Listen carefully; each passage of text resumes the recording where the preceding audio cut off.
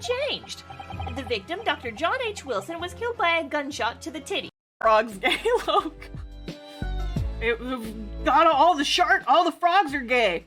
And now it's the sharks! Oh, Lord. Welcome to my live stream where we talk about the drugs in the water turning the sharks gay. Was that video inspiration for your Pokemon voices? Yes. Absolutely it was. But also just Ew. Come on, there has to be someone. Some savior to rescue me from this crisis.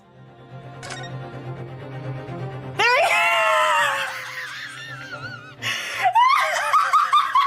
is! Sir! What are you doing? He's a cicada!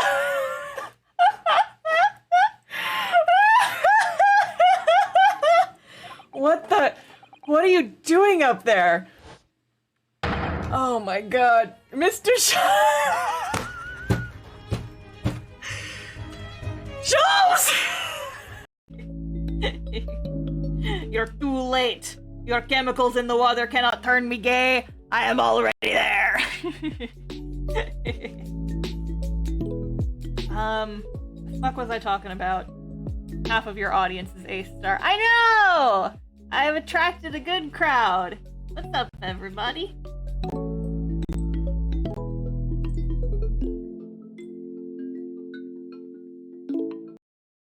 Here's what we're doing, you guys. I'm gonna take all my notes I just took and scratch that fucker out. New sheet of paper. I've got half an hour left that I'm allowed, that I can stream. I haven't saved yet. Speedrun hop, yes, exactly. Okay. Did it auto-save me? Okay, you know what? We're going over to Frankie's profile, because Frankie's clean.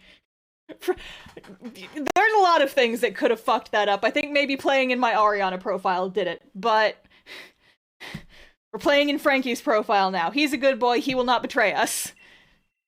We're fucking speedrunning this. Are you guys ready?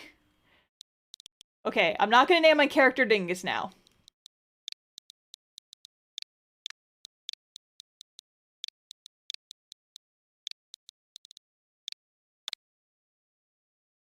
Let's go Bingus! Here, one more time, just for kicks. Get back here. Walk into a fight. Walk into a fight. Got some plants? We're gonna mess with us? I don't think so. Show them your muscles.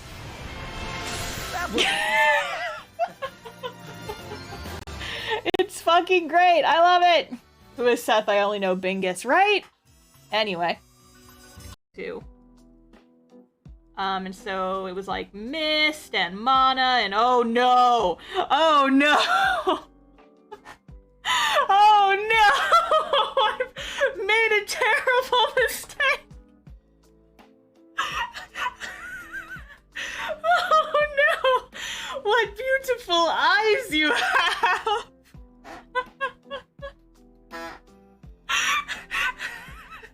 What beautiful eyes you have for so... Oh no! Hang on, we gotta zoom out and look at this! Oh no! So the main waifu character from the first Rune Factory, her name is Mist. I feel like this character's name is Mistake! Oh no!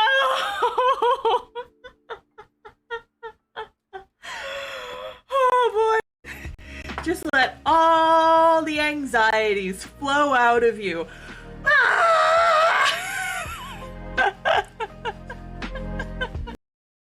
I promise you my advice is spot on. Lucky you having me as your partner. I'm gonna choke this kid. I'm sure he'd love that, Neku. Oh, I can't particularly say Heyo. Oh no, I forgot to turn on the voice chat. Hang on. I forgot to live my little character. Ah, she's alive. Okay. Everybody. Hello. It is time. It is time for Trial Part 1. Donham Theron, hello. It's time, everybody. It is time. And it's very quiet. Because there's no music in the save screen. But anyway, New Ghost 9, hello. Who the heck is ready for the final court case of game 1? Do-do-do-do.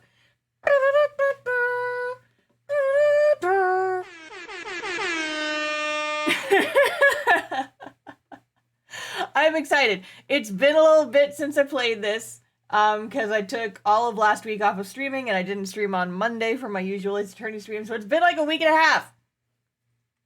And I'm excited, because we're almost done with the first game of this duology. And, I guess, is that what you call a series with 2 games in it? I don't know. But anyway, so I have some further questions. I was rewatching my previous stream to refresh my memory on what happened last time, because it's been like a week and a half. So in case you guys don't remember from last time on Ace Attorney, we found out that Iris's dad was the victim in the very first case of the game, and she doesn't know he's dead. Question number 1 that I have come up with during my time off. Does Sholmes know? Do you guys think that Sholmes knows that her dad is dead? Because they were partners. He could conceivably know and just be hiding it from her. Or he doesn't know, and we're gonna have to break that news to him too. Yeah, I know, I'm going in order. We partied with Gina, and then Gina got accused of murder, and Sholmes got shot, and he was out of commission for like the entire section of the investigation, because again, he got shot. Do you think Monday will be the finale for this game? Possibly. I have no idea. This could be a long-ass court case. It's the final one of this game, of the first game. So conflicted on whether or not Sholmes knows. What secrets does this dumb man possess? We don't know.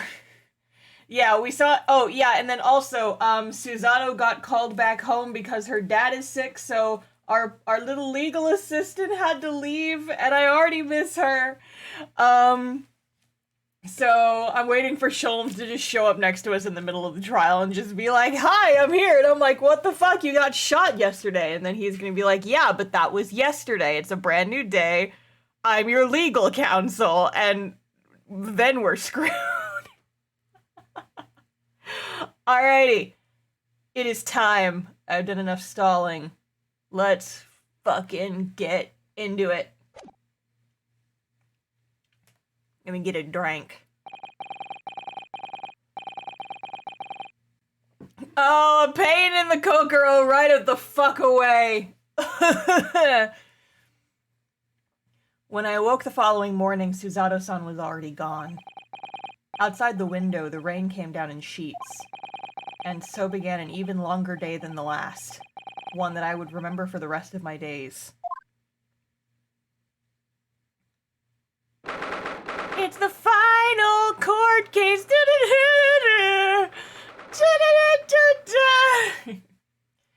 Okay, 17th of April. Hey, it's my webcomic's birthday.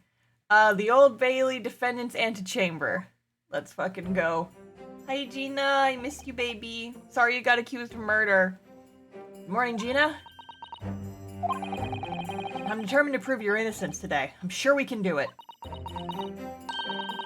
So where's your friend, then? Sorry? You know, her in the fancy dress. Suzardo, or however you say it. I don't know. Suzardo. That sounds like an art streaming platform. Miss Susanoo had to leave early this morning. She was already gone by the time I woke up. You alright with that, are you? Hit about me if you like. Go and see her off. It's fine. It's not as though Miss Hisato and I won't meet again one day. Even so, but you, Gina, you only get one chance. This trial today is all we have. Good morning, you two. Who is this? Is this my boy? No, it's Iris. Oh, you're gonna bring the cat into court? How are you feeling, Ginny? Did you manage to sleep? Hi, kitty. Hi. Iris, what are you doing here? What do you mean? When a friend is in need, we show our support. Isn't that right, Waggy? No, kitty. Oh, bye, kitten. Oh, Waggy! Great way to show your support, kitty. Let him have a nose around what I'm gonna do. Oh, that reminds me. I brought a paper on the way here. Now, would you like the good news or the bad news? What do you say, Bruno? Ginny? Oh, well, I think I'd rather get the bad news out of the way first. Is the bad news that our asshole of a prosecutor friend is prosecuting? Because that's bad news. His dick again. Nah, always take the good news first. You might not live to hear the bad. That's dark.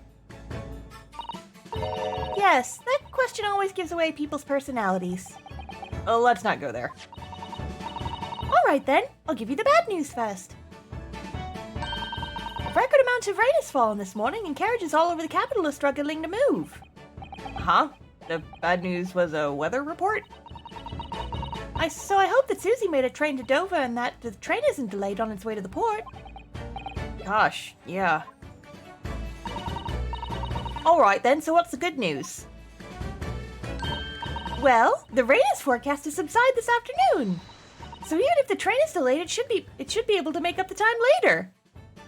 It has nothing to do with us, Iris. You're very cute, but oh. Well, that is good news, isn't it? I couldn't give a monkey's, really. If only all good news canceled out the bad. And look, this trial has made the headlines too. Pawnbroker perishes in pick-purse plunder. See?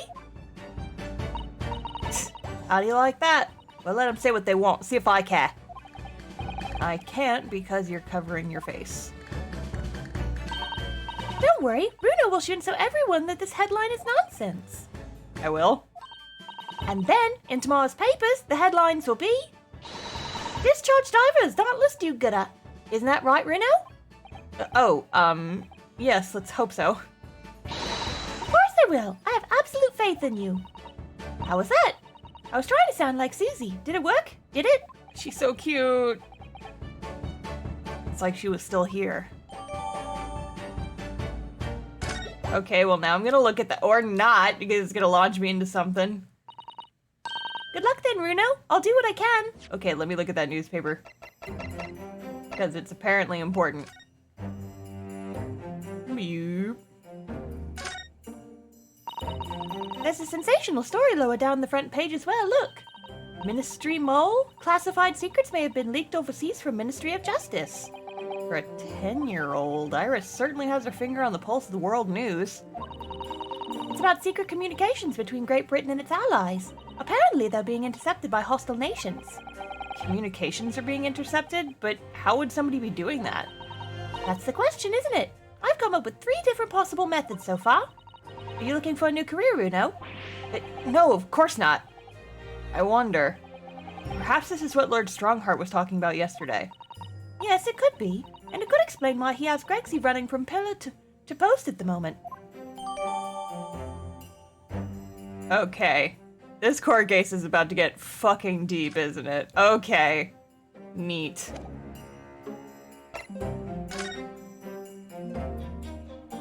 Okay, this is from the second case. Victim found deceased on the last scheduled omnibus on the day after a stab wound to the abdomen. Mason Milverton, male, brickmaker, East End of London. Trial summary, defendant Magnus McGilded, prosecution attorney Lord Beric von Zeeks, defense attorney Ryunosuke Naruhodo. Conviction was assured with 3 eyewitness testimonies. However, a surprise 4th witness testimony resulted in acquittal due to insufficient evidence. Yeah, it sums it up.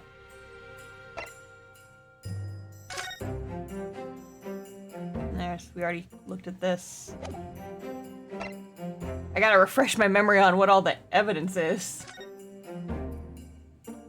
Green. Purple. Yeah, that's probably... The green is probably Sholmes.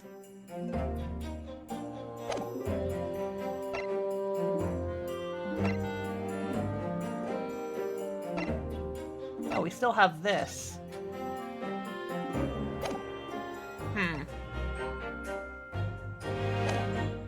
Alright. Obviously, I don't know the law like Susie does, but still. I'll be by your side the whole time, giving you more support and encouragement. I'm not sure that big thing is as comforting as you think it is, to be honest, but... Thank you, Iris. That's very kind of you. Oh yeah, Iris. Yes, Ginny? Well, I was wondering is all, about Sholmes. Did they fix him up alright? Yes, the operation was a great success.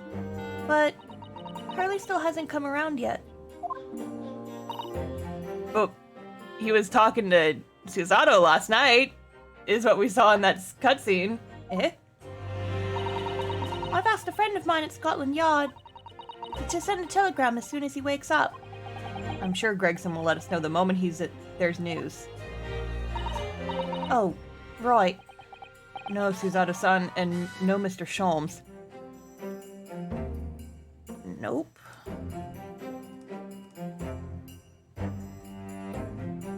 One second.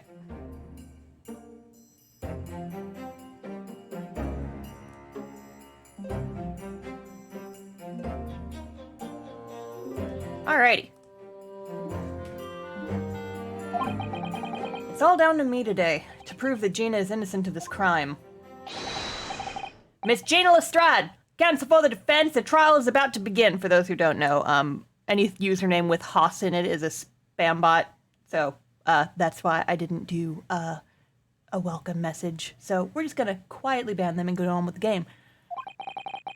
Please make your way into the courtroom! It's time then. Yes, let's go, Gina. Iris. Lead the way, Runo.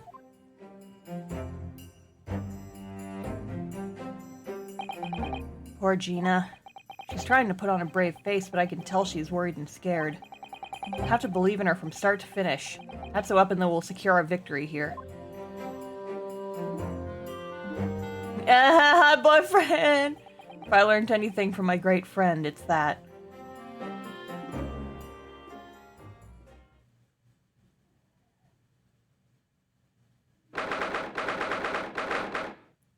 Old Bailey courtroom. What's up, Vampworth? Hi, buddy. You gonna be a dick to me today, too? Probably. In the name of Her Majesty the Queen, I hereby declare this court to be in session. This trial should determine the guilt or innocence of Miss Gina Lestrade. I now call upon the counsels for the prosecution and the defense to declare their willingness to proceed. The prosecution is ready. The defense is ready, and looking nervous as shit. Lord Van Zeeks. My lord. Remind me, how many years ago was it that you withdrew from the public prosecution service? It was some 5 years ago, my lord. Yes, and then 2 months ago you resurfaced somewhat unexpectedly, and here you are again today, being a thorn in my fucking side. Are there some circumstances of which the court should be aware of that have led to this erratic behavior? In what one might describe as your former life 5 years past, you dealt exclusively in matters concerned with the highest echelons of society and government. Really? Yet today you choose to try a simple case of burglary and murder.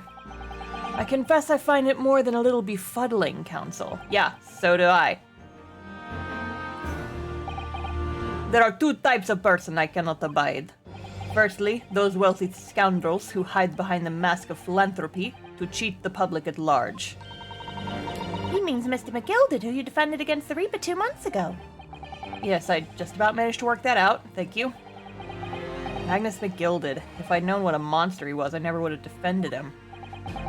And secondly, even more loathsome, the lawyers who defend them. Those wily scoundrels who only masquerade as allies, only to effect total betrayal within the final hour. In other words, the confidence tricksters from those tiny far islands in the east, the Nipponese. Oi, what? Holy shit, do you have a personal vendetta just because he's Japanese? What the fuck? What? Did he really just say that? He means you now, Runo. I actually managed to work that out too. Thank you, Iris. Total betrayal? What are you talking about? Who hurt you? Racist dick. That torrid look of hatred in Lord Van Zeek's eyes. Was that directed solely at me, or was he talking about all Japanese people? Phew. What a dick. An alarmingly scathing explanation, Lord Van Zeeks. Still, the judiciary welcomes the return of the so-called Reaper of the Bailey, feared by all London's malefactors. I don't.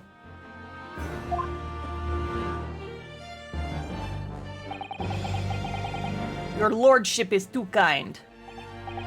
Now, jurors, the 6 of you have been selected at random to represent the will of the people in this trial. That guy on the far right, is he like the weird Russian guy from the newspaper in the second case? And the rest of you we've seen before. Does London only have 10 people living in it? Are you ready to hear the evidence placed before you and determine the guilt or innocence of the defendant? Oh boy, I gotta remember all these fucking voices. Former lieutenant in the British Army here, don't you know? Chaps like me were born ready. Clean crockery, clean cutlery, and a clean conscience. His lordship's motto is very appropriate here, I think. Okay. Everything will be stereoscopic in the future. Absolutely, absolutely everything, and I'm ready for it. I don't understand it. I can't have left it in there. It's not possible. But could I have? Women indispensable in society. Stop. Female-centric future awaits. Stop. Okay, you got a job as a telegraph coordinator. Interesting. And Russian guy with little mouse. Good day. I am visiting London for sightseeing. I would like to take bus to Crystal Tower, please. Oh, this is gonna go swimmingly.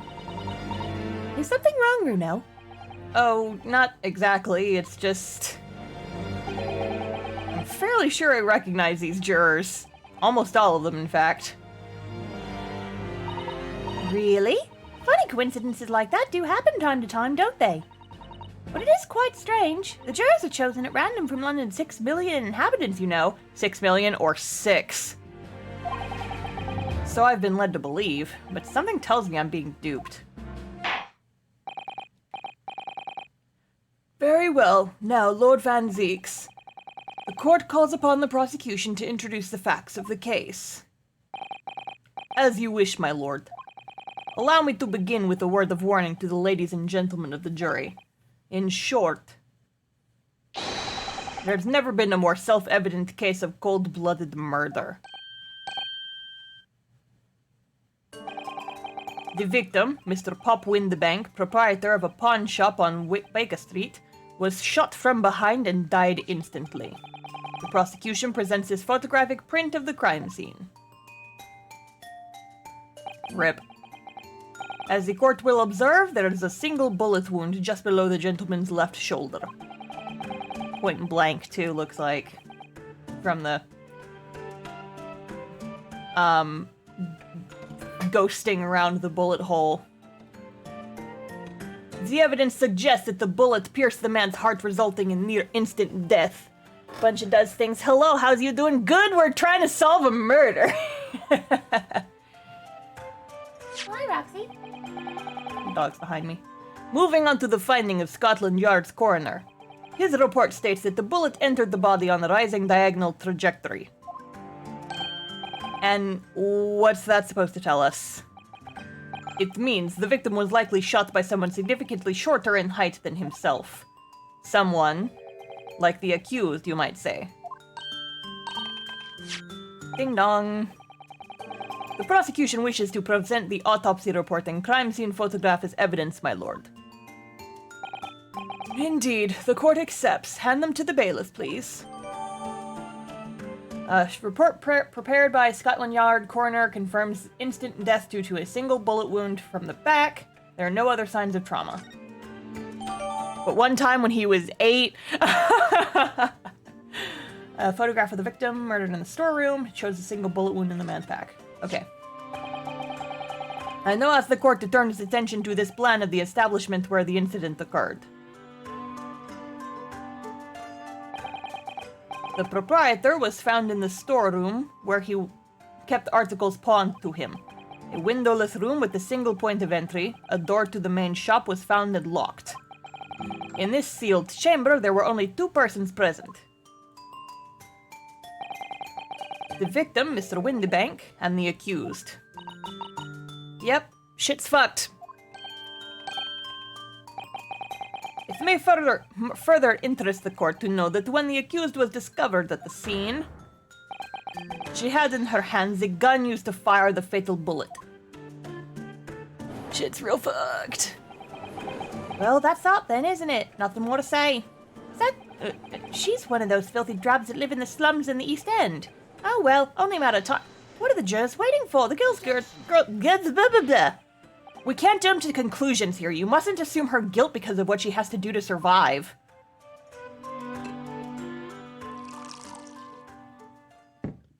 Except you day-drinking son of a bitch.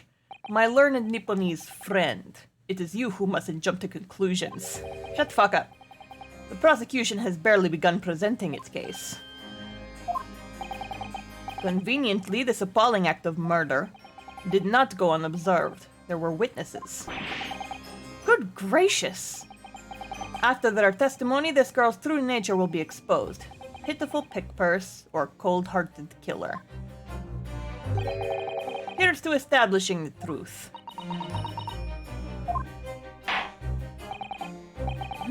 The court will take the floor plan and firearm into evidence.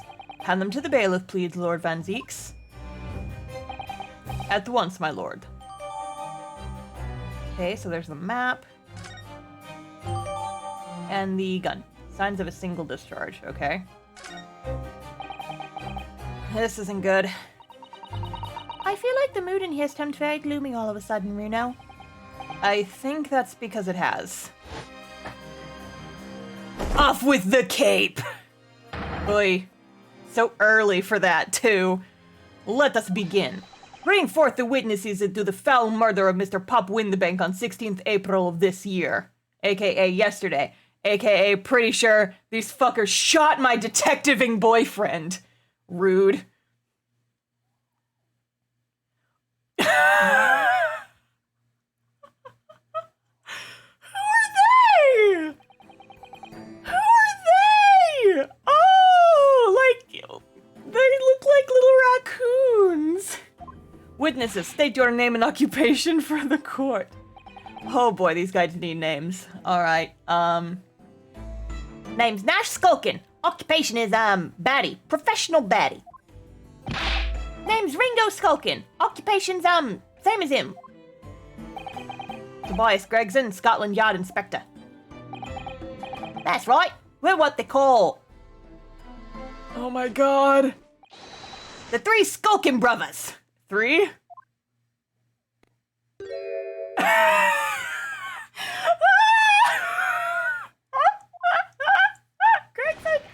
What are you looking at me like that for? Don't lump me in with you lot. Oh, blimey, that's cold. Don't you know what we're going through? It's our older bruv. Lost contact with him, we have. So we're scouring every shady corner of the capital. And then last night we come across you, the very spit of the bloke. Ain't that right, Ringo? He is, Nash, he is. The very spit of him. So we decided then, what we was gonna do. We was gonna call you... Big Bruv Sulky. Come on, leave it out, you two. Sulky Sulkin, and that's before he's run out of chips. Oh boy. Well then, Inspector Sulky Gregson. Begging your pardon, my lord, but the name's Tobias. What I would like to know, Inspector, is what you are doing in the witness stand. The Sulkin brothers are currently under arrest, my lord, on suspicion of theft. Thieves, are they, these three? No, my lord. Begging your pardon, but please don't lump me in with this lot. I'm just an innocent detective trying to eat my fucking fish and chips. 2 nights ago, these brothers illegally entered an establishment with the intent to burgle. We're here to burgle your fucking turts. And in the course of their nefarious activities, they became embroiled in a far more sinister crime. By Jove, do you mean to say, what an extraordinary coincidence? Indeed, my lord. While attempting to burglarize the pawnbrokery, they witnessed its proprietor's murder. I'm gonna have to ask this guy to stop using so many words that are hard for me to say in my Transylvania accent. It's very rude.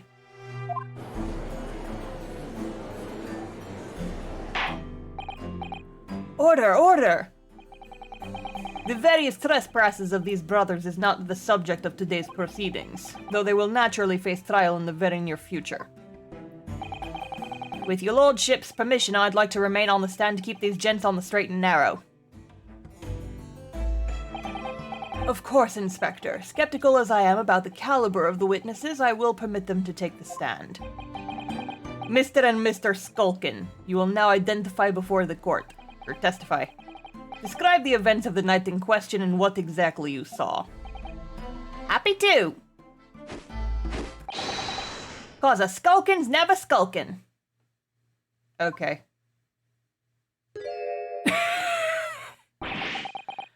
Get out of it. God. Listen, they're very funny, but they're probably the ones who shot my boy Sholmes, and I'm very upset with that. We was walking down Baker Street in the small hours, and the gas door was ajar, see? It was like some kind of sign, begging for us to go in, it was. But once we got inside, called blimey lummy, we had a gunshot from the back room. We went to see what was what, but the door was locked from the inside. We never done nothing, governor. We never took nothing. We just left after that, nice and quiet. A terrible coincidence, it would seem. At the precise moments these miscreants entered the property, an even more sinister crime was afoot. The witness's testimony is consistent with the crime scene in every detail. The door providing access to the storeroom on the main shop was indeed locked from the inside, and within, only the victim and the accused were found. I must say, it does appear to be an overwhelmingly simple case. Still, the defense may cross-examine the witnesses now, of course. Counsel, if you please. Counsel? Yes. What's the matter, Runo? Sorry, I was just stunned into silence for a minute by the blatant lies being told by that pair in the stand. I know that it's all nonsense because I saw it with my own eyes. I'll just have to expose their testimony for the pack of lies it is. Hell yeah, buddy, get 'em. Get 'em, my son. Get these weird little raccoon boys. Walking down Baker Street. Door was ajar. First to go in. Once we got inside, heard a gunshot from the back room. Hold it!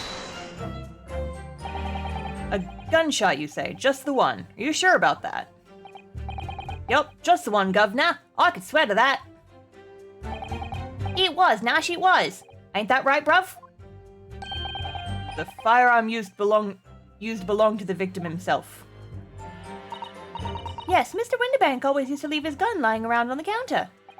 Right, I remember. When we examined it, we found the revolver was completely out of rounds. That makes sense. Mr. Winterbank always used to say he only kept a single bullet loaded. That's true, I remember him saying that as well. So we can say with considerable certainty that only a single round was discharged from the firearm used as the murder weapon. Yes, my lord, we can. And I should remind the court that the firearm in question was discovered in the hand of the accused. Wonderful. see what was what, but the door was locked from the inside. Never done nothing. We never took nothing. We left after that nice and quiet. What evidence do I have that could possibly go against any of this? I mean, we have the sign that the calendar got shot.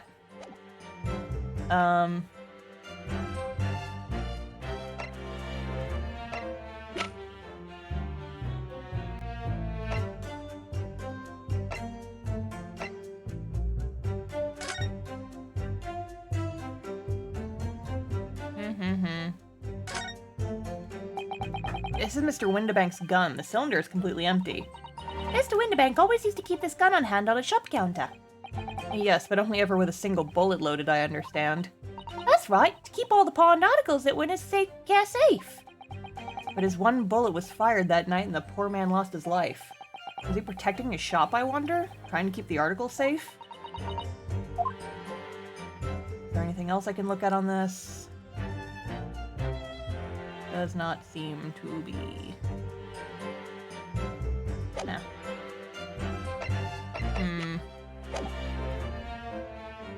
Gonna go ahead and save real fast. I could press a few more things, but I want to try something.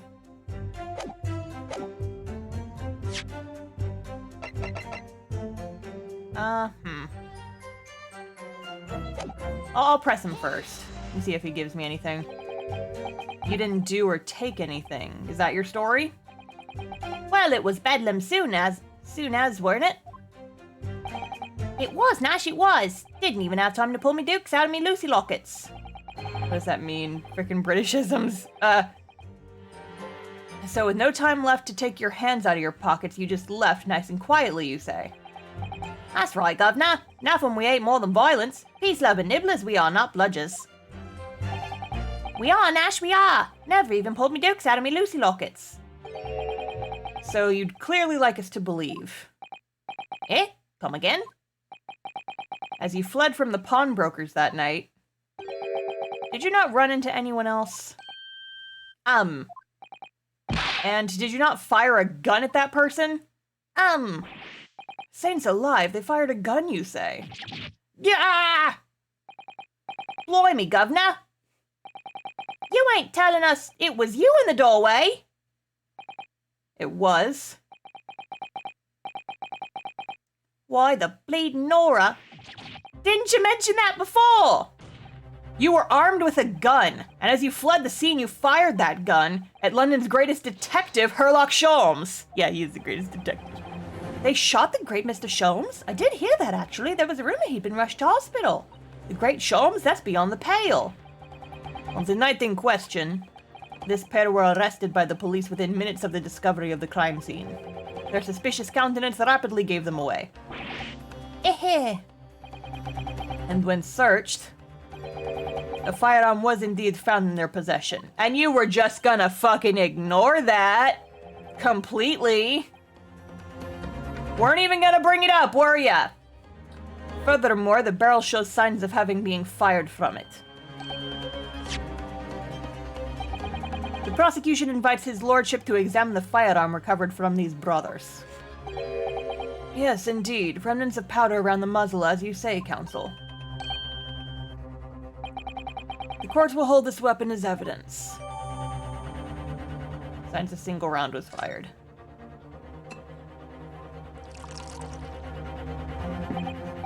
Now, my learned Nipponese friend. Yes? Here's to you successfully presenting the evidence. For yes, there are telltale signs of spent powder on this gun and a single bullet missing from the cylinder. But the prosecution demands evidence that it was fired at the scene under the crime under scrutiny in this trial. Well, I don't need evidence. You can do, buddy, because I was there. However, the rest of us in this courtroom were not. If the defense fails to provide evidence in support of its rash claim, we shall have no choice but to toast to your incompetence and move on. Evidence that these two fired that gun before they left Windibank that night? Yeah, it's the bullet hole in the calendar. I'm pretty sure that Sholmes' blood on it. Court demands that all claims are affirmed with clear proof. What evidence shows these witnesses unloaded a firearm in the pawnbroker's shop that night? Oh, this one. The evidence is in this portfolio. What on earth have you there, Counsel? During the course of our investigations, we discovered a number of bloodstains. Not trusting the police to do the job they're trained to do? How arrogantly Nipponese of you. Shut the fuck up! Well, anyway, we analyzed all the blood samples we found and recorded the results in this portfolio. And you claim to have the evidence that the court is demanding therein? Yes, my lord. No more dallying then, Counsel. Present the pertinent evidence at once. What do you have in your portfolio that proves these witnesses unloaded a firearm at the scene? Take that! What is that? Explain. It's Nickelodeon gack, sir. It's a photographic print taken at Windibank's pawnbrokery on the day of the incident. From the scene of the crime, is it? Is that a bullet hole? And if my eyes do not deceive me, it appears the bullet is still lodged there.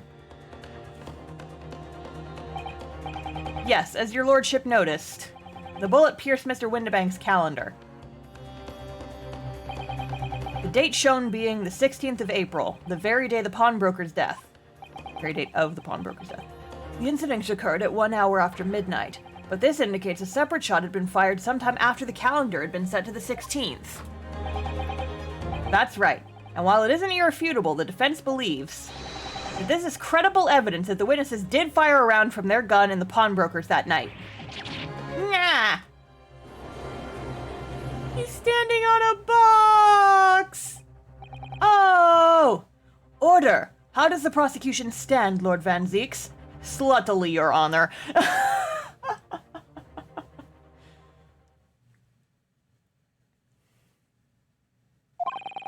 If that is the direction my learned friend wishes to take, the prosecution has no objection. What?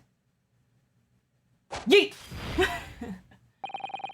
But you'll forgive me for flinging my hallowed chalice aside in disgust at the repugnancy it exposes.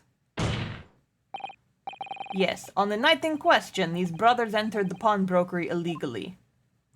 And like the bold baddies they claim to be, opened fire on the new arrivals before fleeing back onto the street.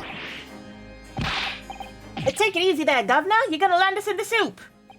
We had a deal. You weren't gonna get into them details. Tell him, Sulky. Set the bloke straight. I have nothing to add. So he knew, did he? Of course he knew. He's a little bitch. Van Zeeks knew their testimony would almost certainly expose the extent of their crimes. It would seem now that I owe my learned Nipponese friend the word of gratitude. What do you mean? What I mean is that you have helpfully confirmed an important fact. To what fact do you refer, Lord Van Zeeks? As has been established, at the point of their arrest, a single shot had been fired from the brother's gun. However, if that shot... I knew it! If that shot found its target in Mr. Sholmes, then clearly these witnesses cannot be accused of the fatal shooting of the proprietor and the victim. In other words, these two men have no material connection to the murder of Mr. Windibank at all. So that's it. Oh, they suck. That's it. We didn't have nothing to do with it. We did, Nash, we didn't. That's what I reckon. Your crimes include unlawful entry, intent to steal, perjury, and, let us not forget, attempted murder. What catalog, eh, fellas? We're in for it now, bruv. Now then, let us take a moment to consider the aforementioned great detective, Mr. Herlock Sholmes. It would seem the man patronized the pawnbrokers and questioned somewhat regularly. Where's he going with this? Mr. Sholmes appeared to take pleasure in tinkering with eccentric machinery. Eccentric, says who? Not me. Don't give me that look. He installed a pair of machines like this one in the victim's shop. Oh! That's one of Hurley's red-handed recorders. What is that, Counsel? It has the appearance of a photographic contraption. As your lordship has surmised, it is indeed the camera attached to a small timing device. Every half hour, it automatically photographs the interior of the establishment. The idea being that if a thief were to break into the shop, he would be caught red-handed. Prosecution has obtained these photographs taken by the device on the night in question.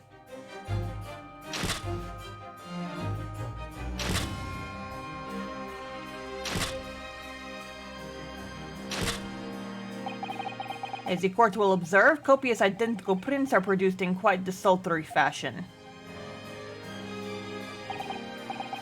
Rather prodigal, I feel. In fact, there are 2 such devices in the victim's shop, my lord. If I may refer to the plan of the premises, their respective positions are here and here. You say these cameras produce a print every half hour. I'm afraid I fail to see how that would help if the anticipated thief conducted his activities in one of the many 30-minute intervals. One can only pray that there would be criminal lingers, my lord. On the night in question, the witnesses currently in the stand were not caught on camera. Hey, that's a bit of friar tuck, eh, bruv? Lady Luck loves a skulkin'. Witnesses, at what time did your trespassing begin? Must have been just after 1. Why, bruv? Must have been, Nash, must have been. Yeah, just gone 1. In which case, minutes before these brothers entered the establishment. What scene might we expect to see within the shop? Let us examine the evidence. Gina, no! God! Good lord. It's the defendant. Miss Gina Lestrade. Oh, this is so fucked. Oh, Gina, no. As the court can clearly see, the accused is pictured, gun in hand, facing the victim over the shop counter. No doubt coercing the proprietor to open the door to his storeroom. Quite. One can only too easily imagine the events that unfolded. The court will take this photographic print as evidence, if you please, counsel. We're fucked. We're so fucked. I'm thirsty. Ugh. I don't believe it. Ginny. In short, the accused is the only person who could have possibly killed Mr. Windebank.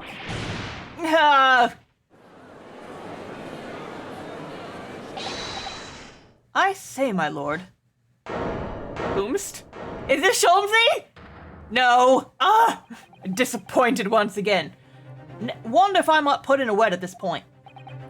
Go ahead, Mr. Foreman. Took a bully bullet to the knee in the Battle of May 1880, don't you know? Decorated for it and all that, but forced to retire from service, sadly. Of course, a medal can never outshine the exploits of chaps like us on the battlefield. Yes, Mr. Foreman, and what exactly is your point? Carried on the battle after retirement, you see? The battle of daily life, if you like. And here I am now, leading this small squadron. 6 men, all good and true. And we all go down together, you mark my words. One for all and all for one. Oh, is he about to say that she's guilty? Fuck you.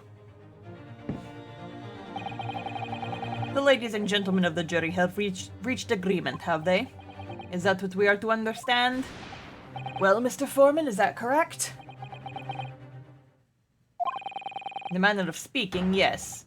That is the Garrett Squadron's position, sir. What? No, it's too soon to make a judgment here. Status report for the court, men on the double. His lordship insists on a promptitude at all times, and that goes for making decisions, too. I think you'll find the truth is as clear as day now. I could reach out and touch it. I couldn't have left it in there, I just wouldn't. But in all honesty, I can't actually remember. Situation clear. Stop. No room for doubt. Stop. Truth now undeniable. Stop. I am very sorry for brothers. They are unlucky. Very well. I now call upon each member of the jury to state his or her leaning in this matter. Announce your considered verdicts to the court. Guilty. Guilty. Guilty. Guilty. Guilty. Guilty. Fire hazard in the courtroom.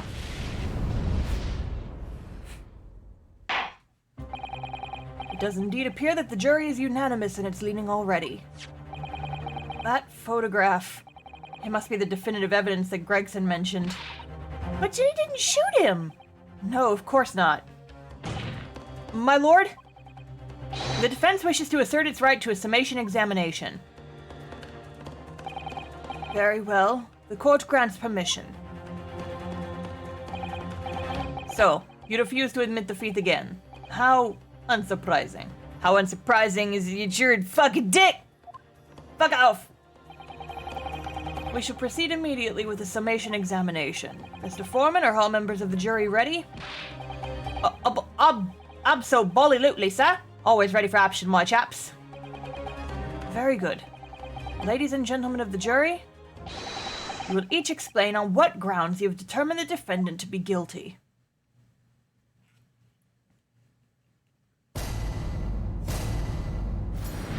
Let's go! All the evidence clearly points the finger of guilt at this young pickpocketing. As a housemaid, I should like to see all filthy eyesores promptly and rigorously eliminated. I think you'll find that if you look at the photograph in the stereo, the truth will just pop out. If I have left it in there, I should think there'll be repercussions by now. Mind made up. Stop. Global radio transmission of verdict to follow. Stop. In motherland, we never judge by clothes, judge by head. I'm convinced brothers are innocent. The circumstance of the crime and the evidence do seem to implicate the defendant rather comprehensively. The storeroom, locked from the inside, in which the victim and the accused were discovered alone. And in the accused's hands, the fatal revolver, the firing of which was heard by these witnesses. Not to mention this print. Take from a chap who's seen action on the battlefield. That young girl's on the verge of pulling the bullet trigger. Thanks a lot, Mr. Sholmes. Oh dear, Hurley's cameras were supposed to help, not hinder.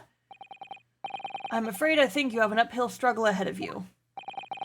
But Gina didn't shoot Mr. Windibank. Which means there's one more to the situation that we've yet to see. Agreed. You have the floor, counsel. Proceed with the summation examination. It's time for me to walk around! Do my laps. Okay, I want to talk to this fucking doctor guy, cause what's going on with you, bud? Hold it! What exactly have you been muttering about all this time, sir? You keep talking about having left something somewhere or something like that. So sorry. As you can probably tell, I'm a surgeon. A surgeon? That totally passed me by. Did he leave a scalpel inside of Sholmes? Holy shit. Of course, people conducting surgery in this country are considered to be doctors. Oh no. Even though me and my kind are at the forefront of medical science. The real brains in the field. So, what is it that you think you've left behind? Oh, well, that's a little embarrassing, to be honest. You see, I was operating on someone yesterday. Standard thing, went in through the abdomen. But when I'd finished the procedure, I couldn't find my scalpel anywhere. What? Did he? Surely not. Exactly, surely not, you say to yourself, don't you? Worrying, isn't it? That's what's been troubling me this whole time. Could I really have left my scalpel inside the fellow's belly? No, of course I couldn't. So, there you have it. Like I said, a little embarrassing, really. That's one way of putting it. The other is manslaughter. That's exactly my concern, and seeing as this case appears to be all but sewn up, I need to focus on trying to remember exactly what I've sewn up elsewhere. Now, I'm sure I made sure everything was back as it should be. Well, as sure as you can be without being sure. I'm sure you need to be more sure. Okay, I'll just press the rest of them. Hold it! Sorry, radio transmission? What do you mean? Are you from the Far East? Stop. Yes, from the Empire of Japan. All communication with Far Eastern nations used to take place by mail. Royal Mail steamers take more than a month to complete the journey. Ah, but now we have the electric telegram, so we can send messages using electrical signals. Thousands of miles of cables have been laid along ocean beds connecting the entire world. Thousands of miles of cable on the ocean bed? Makes my head hurt just thinking about it. You are well informed, young lady. The cables will soon become a thing of the past. Stop. And just when I was starting to catch up.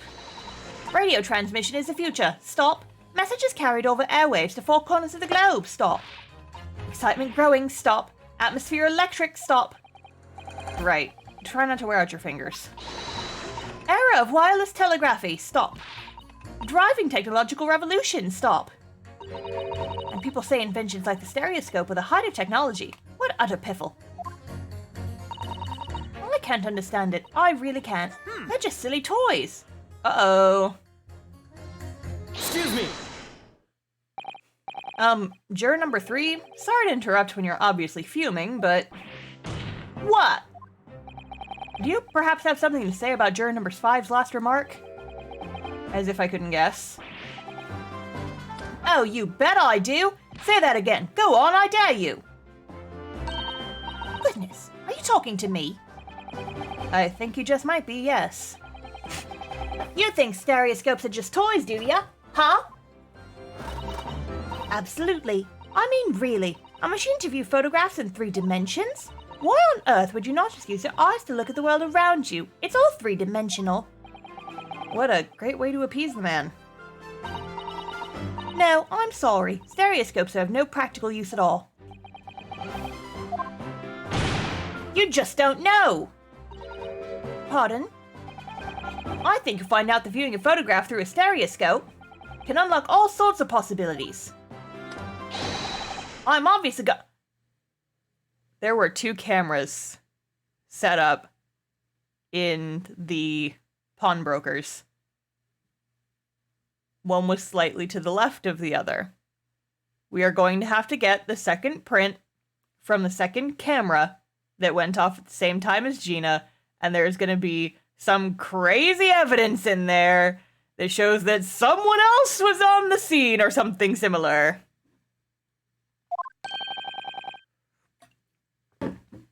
Let's fucking go! What sort of possibilities? Well, take a crime scene, for example. If you had a pair of photographs from a crime scene that you could view through a stereoscope, it could reveal hidden clues you've never even noticed before. What? Have you got any, Runo? Any prints we could look at with a stereoscope? I mean, we've got the one, but I don't think we have the other.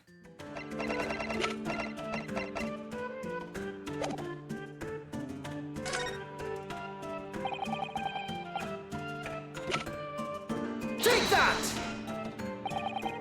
Alright then, juror number 3. Are you saying we can do this with any 2 suitable photographic prints? Of course I am. Very well then, I'd like you to demonstrate. I'd be delighted to. Just give me one more print and I'll amaze you all. Oh, I don't have the other one. Fuck. I don't have the other one. Wait, sorry? What do you mean, one more print? Oh dear, oh dear. Don't you have these in the Far East? Don't you know how a stereoscope works? Bruno? What? You need 2 photographs for a stereoscope, remember? You know, one for the left eye and one for the right.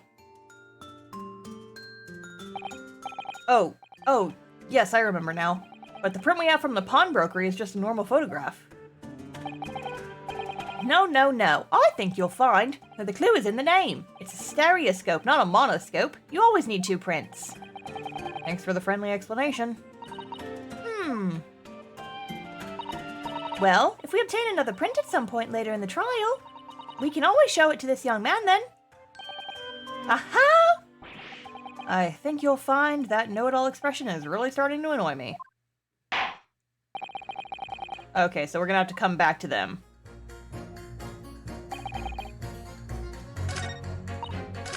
You mentioned the photograph, right? Or you mentioned something. You're Mr. Natsume's landlord, Mr. Garrett, aren't you? We really must stop meeting like this. Ah, you're that lawyer chap. Well, here's a turn up for the books. Yes, rather a turbulent time we had back then. Some extraordinary events took place at your house, that's for sure. Luckily, Mr. Sholmes and I were able to get to the bottom of it all. I think we did a rather lot for you, didn't we? I mean, obviously. I wouldn't be suggesting that therefore you should change your leaning to not guilty or anything. Ryunosuke. Humph. Can't be denied, I suppose.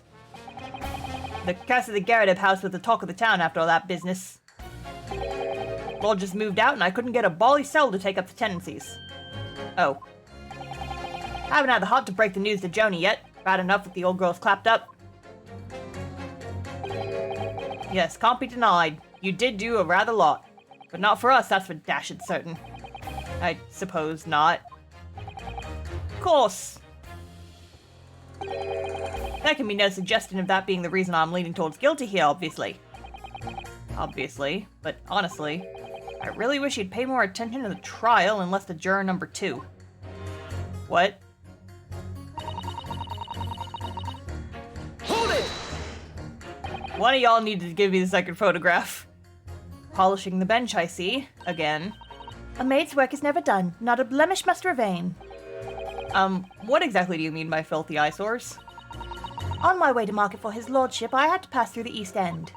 The place is full of beggars, pickpursers, and crossmen. The scum of the earth. A little harsh, perhaps? Let me be plain. If it were up to me, all those back slums would be made spick and span or eradicated. At least we have people like the great detective working to achieve these important goals. You're referring to Mr. Herlock Sholmes? That's right. I like to keep abreast of his exploits by reading Rand's magazine in between my duties. He does wonders cleaning up London streets.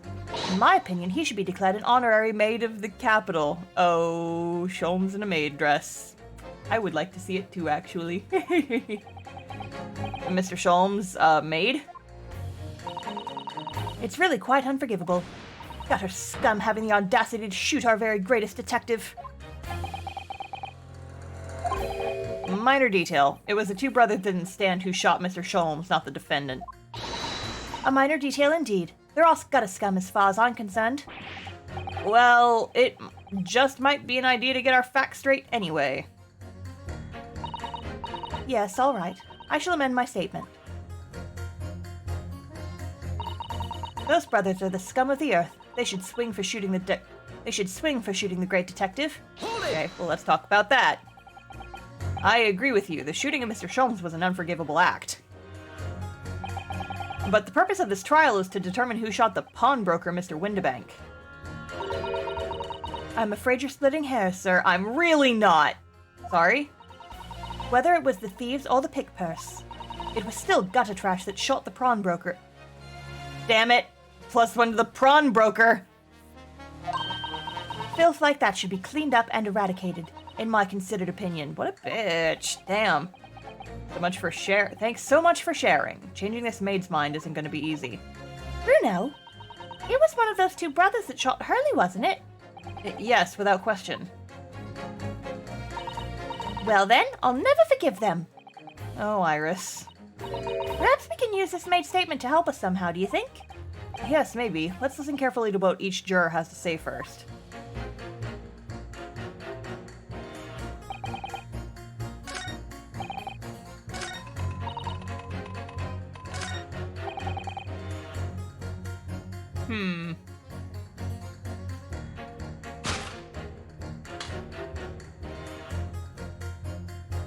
Objection!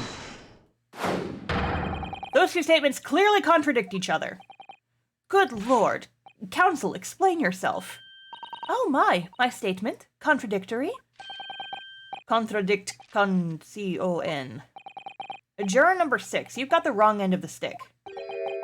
I do not have stick. I have mouse. You do have mouse!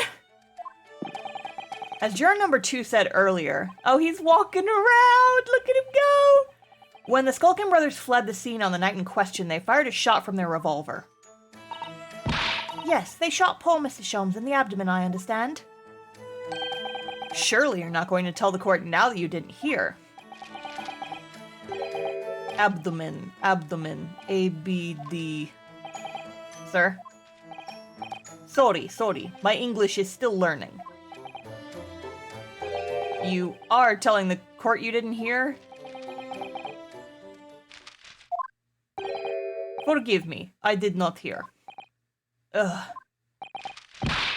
Yeah, here is word. Abdomen. Part of person's body containing stomach and other vital organs. If this is what you mean, you should say it in plain English. I am Russian, not native speaker. Who thought it was a good idea to let this man be on the jury again? So, you are telling me these brothers who look like criminals were lying. They said before, we never done anything. The truth is they shot detective. Da. This is double negative. Yes, that's exactly right. Oh no, Mousy! Lying is wrong, especially when lie is said by a person who looks like criminal. Coming from you, that seems surprisingly prejudiced. This means, when they said we never took nothing, maybe it was also big fat lie. Is this true? Well, according to the police report, no stolen goods were found, so... Enough! I trust no one now! It's not the mouse's fault, though, sir. I must see with own eyes. I must investigate crime scene myself. I'm afraid that won't be Yes, it is, Runo. Easily. Sorry? With the prints from Hurley's red-handed recorder. Ah. If you compare the print that pictures Ginny and the next print from half an hour later, you'll be able to see straight away if anything was taken or not. Huey, Mr. Prosecutor. Tut tut. Calling on the prosecution in the middle of a summation examination of all times. The print showing the accused threatening the victim after she broke into the shop is this one. Following this, the victim and the accused moved into the storeroom. Meanwhile, the Skulkin brothers entered the shop and summarily heard the fatal gunshot ring out. Sadly, none of these events were captured on film. This is a print produced by the camera half an hour later after the brothers' fight.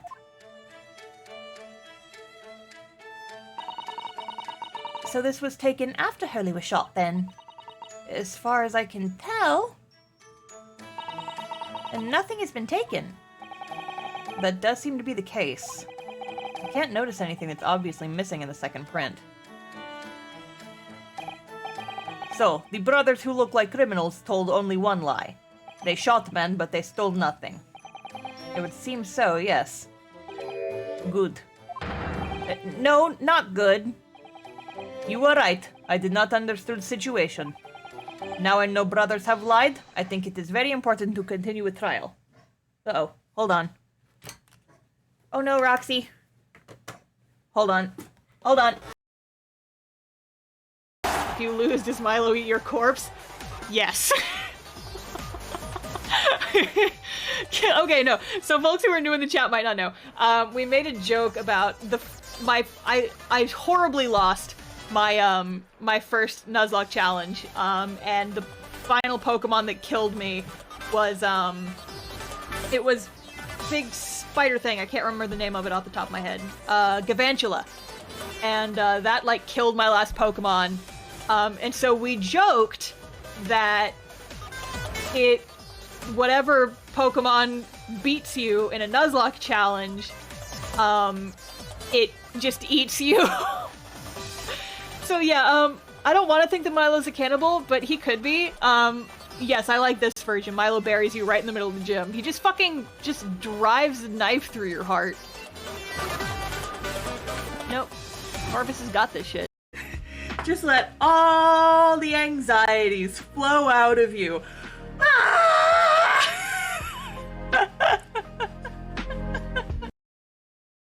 That's when all this started. When I killed a dude. Oh, look at him. He looks so young despite only being 3 days ago. I love him. I really hope he does not betray me. Congratulations, Cosma. It looks like you're gonna get to study abroad at last. I know, I've been forever dreaming of this day. Finally, those government elites have acknowledged my academic achievements and successes in court. So you'll be representing Japan as you immerse yourself in the most sophisticated legal system in the world. I'm really happy for you. Oh, he's gonna die, isn't he? He's gonna die, isn't he? No! He's talking about how he's gonna leave on his ship. He's gonna die. But he's so big on the cover of the game, they can't kill him. Oh, I shouldn't be theorizing. This is dangerous. I'm really happy for you, and proud as your friend. I'm not gonna make it back to the box beach.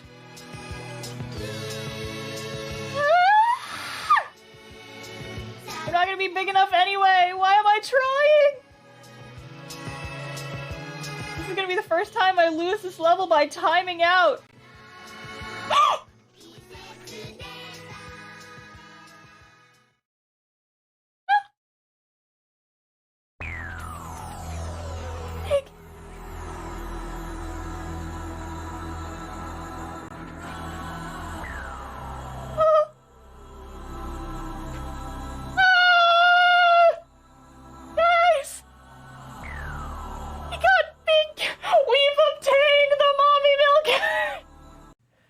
Okay, I'm back. Sorry about that, y'all.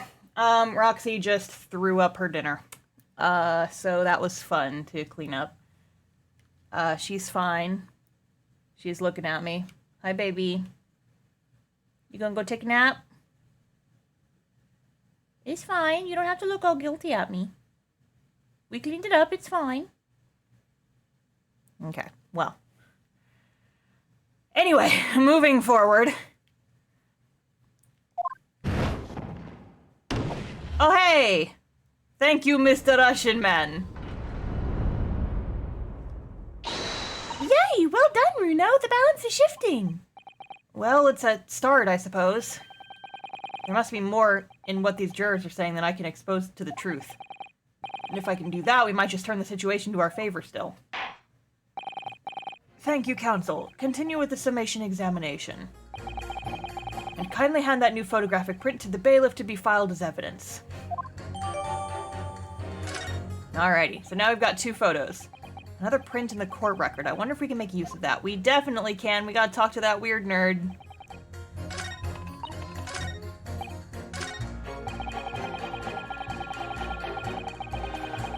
Hold it! Can it really show up new clues, though? Don't know unless you try. How about this print here? It should do the trick, I think. Take that! Alright then, juror number 3. Are you saying you can do this with any 2 suitable photographic prints? Of course I can. Very well then, I'd like you to demonstrate. I'd be delighted to. Just give me one more print and I'll amaze you all. Take that! Alright, these 2 prints were both taken with the same camera in Windibanks on the night in question. Yes, I see. Tell me, Mr. Lawyer. Do you know how stereographic images work? Do you understand the principle? Well, I think so. I did have a lesson only yesterday. The left and right eye images need to be the same, only with a slight shift in the positions of some objects. When your brain merges the 2 images together inside your head, it notices the shift as if it were depth. Yes, exactly. It's that small shift between certain objects in the 2 pictures that's really important. So what happens if you use 2 photographs that are exactly the same then? No, obviously that wouldn't work at all. Not for seeing the scene 3-dimensionally anyway. Oh! Of course, now I see! Ah, I think the young girl has discovered the secret. I have! Iris. Can you uncross your eyes before you tell me? Have another look at these 2 pictures from Hurley's camera, Runo. Go on.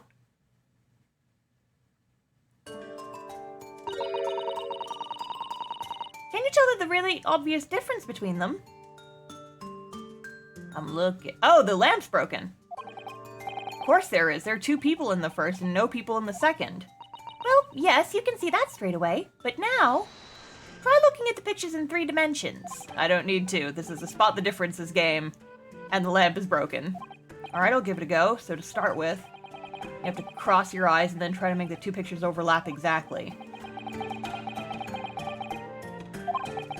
Let's see if by crossing my eyes I can make the quill pens from each picture overlap in the middle.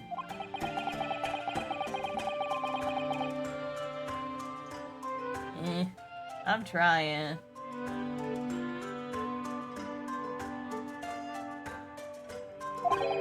Wait. Well, did you manage to see it properly, Runo? Yeah, what's going on with these 2 pictures? Some of the things on the counter sort of jump out at you. Oh. Oh, he actually has this fun little machine. We don't get to see him cross-eyed. Damn it. Yes, that's it, you see? That's the other amazing power of stereoscopes. Other amazing power? Someone going to explain this black magic, eh? Why the deuce do some of the things on the counter seem to jump out at you like that, I think you'll find that if you consider the basic principle of the stereoscope, you'll answer your own question. Basic principles of the stereoscope? As I said before, if you try to look at 2 identical pictures using a stereoscope, it won't work at all. It's a slight shift in the positions of certain objects that lets you see pictures in 3-dimensionally. In other words, even though at first glance it seems the objects on the counter haven't moved at all between the 2 pictures, this shows that actually there must have been a slight shift in their positions. I've never been able to get this to work. I'm gonna try it.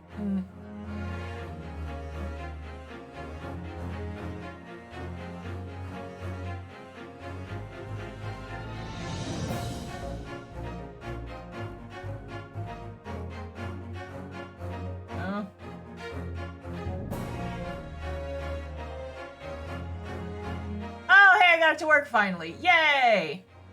Yeah, that is a cool effect. It hurts my eyes though. Yes, there must have been. I'm giving myself a headache. Now hold fire there, sir! Got a reasonable grasp of this whole cross-eyed business now, I'd say.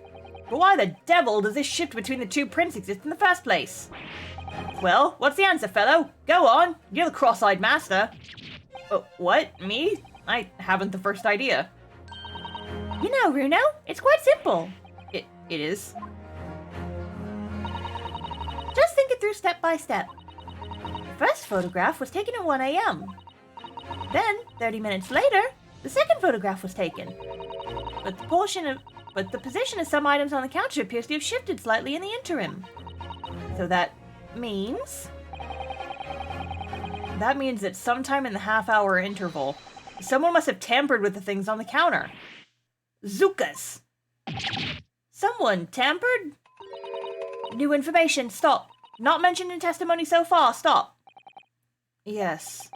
We've had to go around in circles a little here, it seems. But I'm starting to see what I should be aiming at in this summation examination now. Ladies and gentlemen, the question now is clear. We know the items on the countertop were moved, but by whom? Are you suggesting you might know? Of course. I can tell you right now who is responsible for the almost imperceptible shift of the items on the counter. Can I?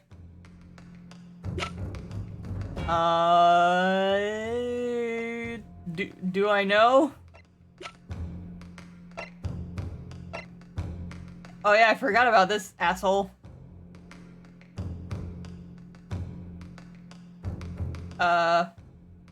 Do I know? I don't know if I know this. Who's responsible for the almost imperceptible shift of the items on the counter?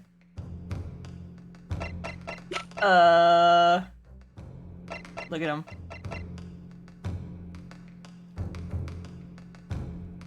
Beep boop beep boop beep boop beep boop beep boop beep boop beep boop beep beep beep.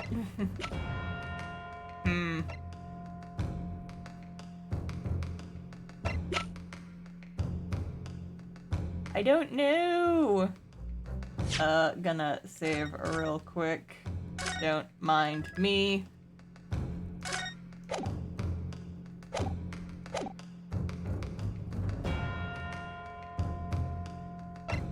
I mean... Take that! Windabank?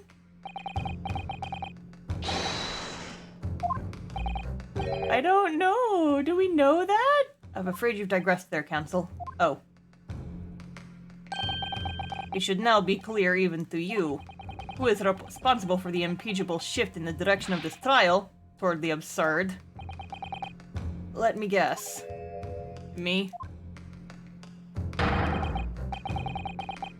Shift aside, my Nipponese friend, and let the real lawyers do the talking. Yeah, I really felt that one. If you think about it, it has to have been someone who was in the Windabanks when everything was going on, doesn't it? Well, yes, that's true. So? That narrows it down quite a lot, I think. I'll have another think. Yeah, I mean, it has to have been someone who was there, but I don't think we could say You know somebody must have touched the things on Mr. Windabank's counter. Okay. Let's try Mr. Thieves. Take that! It was the witnesses currently in the stand, the Skulkin brothers. Wait. This does not agree with what brother said in testimony before. They said they did not even have time to pull dukes from Lucy lockets. My phrasebook says dukes is meaning hands and Lucy lockets is meaning pockets. But this, another lie? Is that what you are saying? Yes, I'm afraid so. Now, hold on there a minute. You can't be sure of that. I quite agree. The accused is a common pickpurse, after all. It's perfectly possible that she went through the things on the desk to see what she might steal. I think that's unlikely. And why exactly? As you can see from this photographic print, the defendant was pointing a gun at the victim. It would seem, as my learned friend indicated, oh shit, shots fired, get him!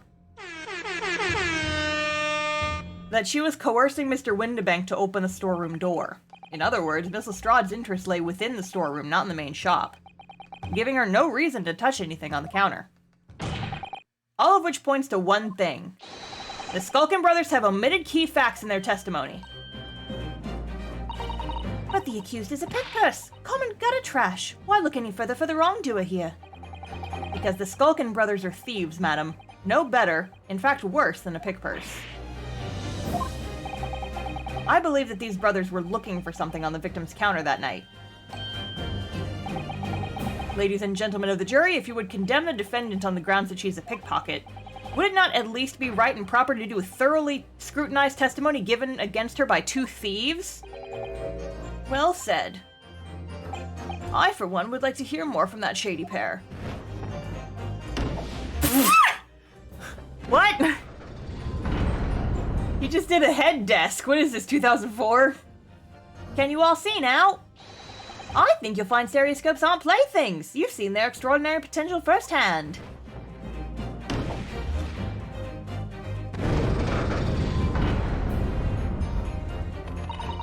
Wholeheartedly agree. Stop. Must purchase after trial. Stop. Will return home via Regent Street. Stop.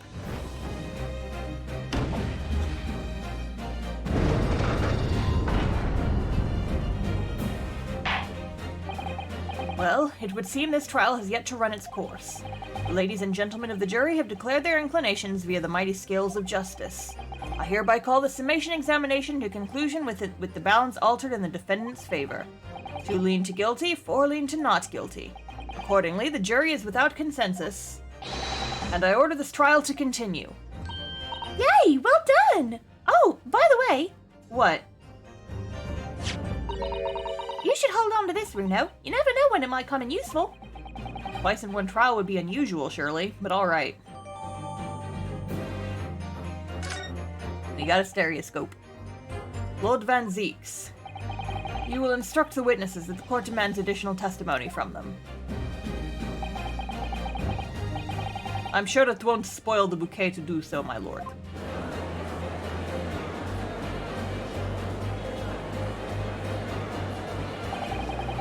I've won myself another chance to probe the pair about what their activities that night, at least.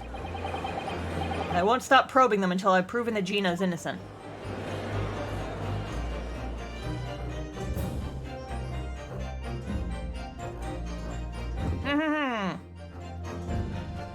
To be continued. Section 1 complete.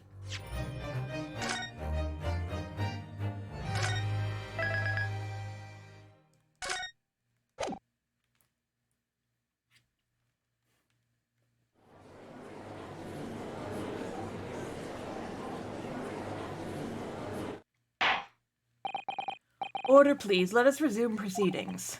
Witnesses, you will now retake the stand.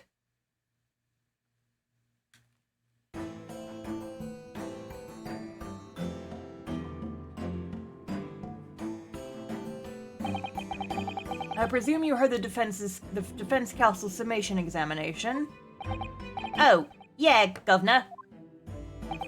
I did, Gov, I did. Mr. and Mr. Skulkin. Call blimey! This is going to be hard work. Earlier in this trial, you gave the following testimony about your actions after you entered Windibanks. Well, it was bedlam soon as, wasn't it? It was, Nash, it was. Didn't even have time to pull me dukes out of me Lucy lockets. However, that was a lie. You brothers... Oh, blimey! On the night in question, you rifled through the items on the victim's counter. We never done nothing of the sort. How'd you figure that out?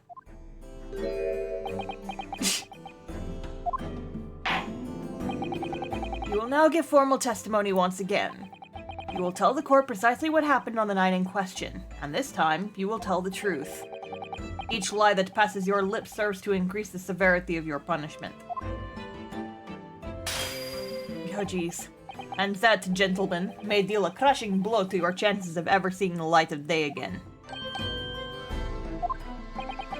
A thought worth pondering, perhaps. Say no more, Gov, we hear ya. We'll blab, we'll squeak, we'll preach.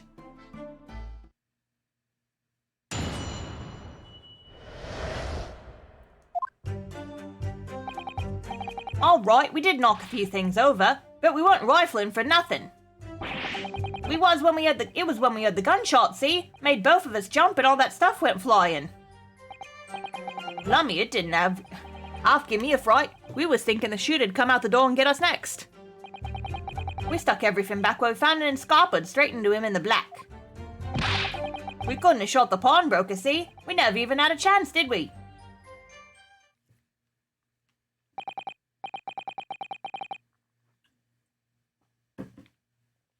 So you admit to the defense's accusation.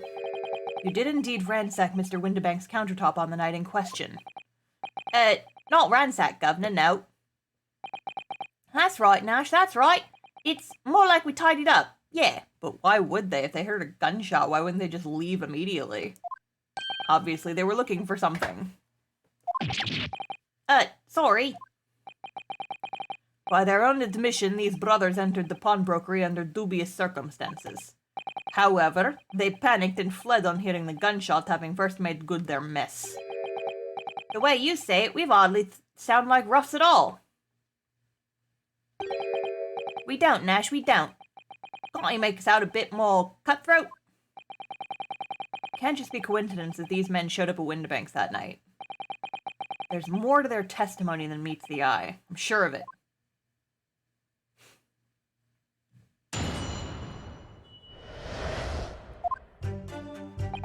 Okay.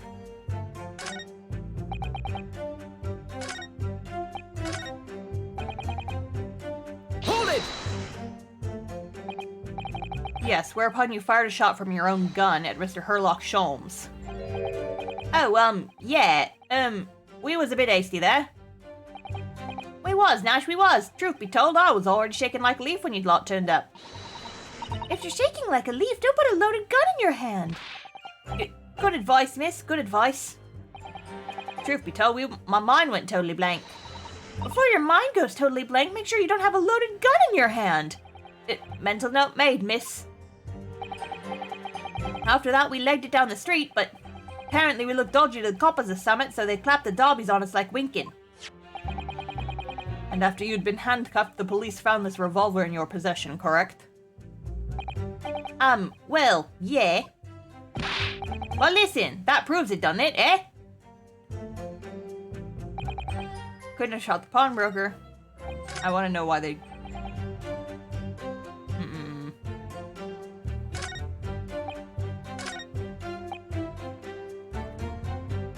Hold it! And why should we believe that? Eh? What? Well, 'cause it's true, isn't it? This was totally empty when we went in. At that time, the victim was already in the storeroom, having been forced to open the door by the accused who had a gun to his head. In other words, on the night in question, these two witnesses never even laid eyes upon the proprietor of the pawnbrokery, Mr. Windebank. Correct. You've got it, mister! Down to a T. So the Skulkin brothers never actually encountered Mr. Windebank? Is that really true, I wonder?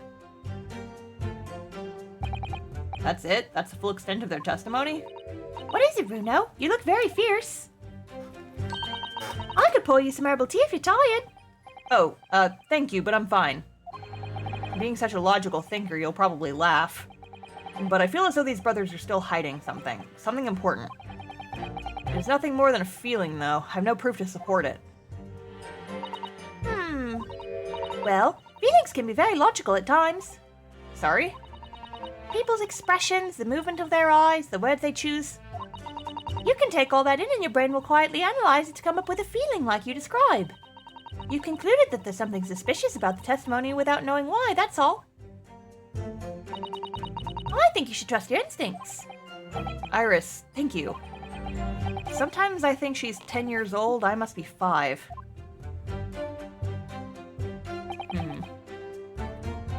Hold it! If that's the case, then why didn't you testify to that effect in the first place? Well, you know, we ain't exactly squeaky clean, are we? We ain't, Nash, we ain't. If we admitted to something like that, people would think we was up to no good. Well said, Ringo, me old China. We'd only land ourselves in more trouble. And in fact now, as a result of lying in your previous testimony, that's exactly what you've done. Landed yourselves in even more trouble. That's rotten luck. Says the rotten apple eater. Witnesses, explain your actions to the court. Why did you ransack the victim's counter? We never ransacked nothing. Right, Nash, right. More like we tidied the place up. Sorry. When we heard the gunshot. Hold it! So what you're saying is, the sound of the gunshot shocked you so much you knocked all those things off the counter. Well, it shocked one of us that much, yeah. This bag of nerves needs to learn to keep his shirt on. Look, it was loud, all right. Blimey, me dead granny could have woken up at that bang. Big Brovia screamed like a bloomin' baby and fell over on the counter. He knocked over a load of books, a candlestick, and some skull whatnot. That got tangled in some marionette what knocked over a picture frame and knocked them scales on the floor. You really mastered working quietly then. What a racket! Me granny would have been scared back into a grave at a clatter like that. So in short, the gunshot took you by surprise. And then some. I mean, it was quiet as a mouse, and then all of a sudden, bam! Oh? Excuse me. Inspector Gregson, you have something to add? Like I keep saying, I don't appreciate being lumped in with these scoundrels. No, something to add about their testimony. You seemed to react just now at what Mr. Skulkin said. Did it make you think of something? Probably nothing, of course. I wouldn't even bother to mention it, only... Well, the fact is, cases don't get solved if you ignore the little details. How about you just tell us what's on your mind? As you know, we brought these fellas into the yard for questioning last night. And the statement they gave told a slightly different story to what they're saying now. Did it? You claimed you heard the victim shout something out before the gunshot. Might have, Gov, might have. Does ring a bell now you mention it. Granted, it's only a minor detail, but still. I can't help feeling like perhaps you've been a bit sloppy with your testimony here, eh, fellas? If I discover the witness's testimony has been any more sloppy than it is hitherto proven to be, I shall be forced to bring the very harshest punishment to bear against them. Easy, easy. We'll get it right this time. That's it. Yep, it's all coming back to me now. Then speak. Supplement your testimony with whatever details you have miraculously returned to your questionable minds, sirs. Right you are, Gov. Just before the gunshot, we heard a voice yelling out, "Give me that gun!" Hold it! Interesting. So in fact, you heard the voice and the gunshot almost simultaneously. We did, Gov, we did! Although, I suppose if you're being honest, we had a kind of wavering voice before the yelling all. If you don't want to get shot, give me that gun! Bam! Kind of thing. A career in acting tragically missed. And where were the voices coming from, could you tell? Of course we could. From the other side of that door behind the counter, it was. From the storeroom where the victim was found dead. And the voice you heard, was that of the victim, Mr. Windebank? On me granny's life, of course it was. On his granny's life, of course it was. So, that would mean that you both knew Mr. Windebank and the sound of his voice. So that would mean what? What, Nash? What? Any ideas?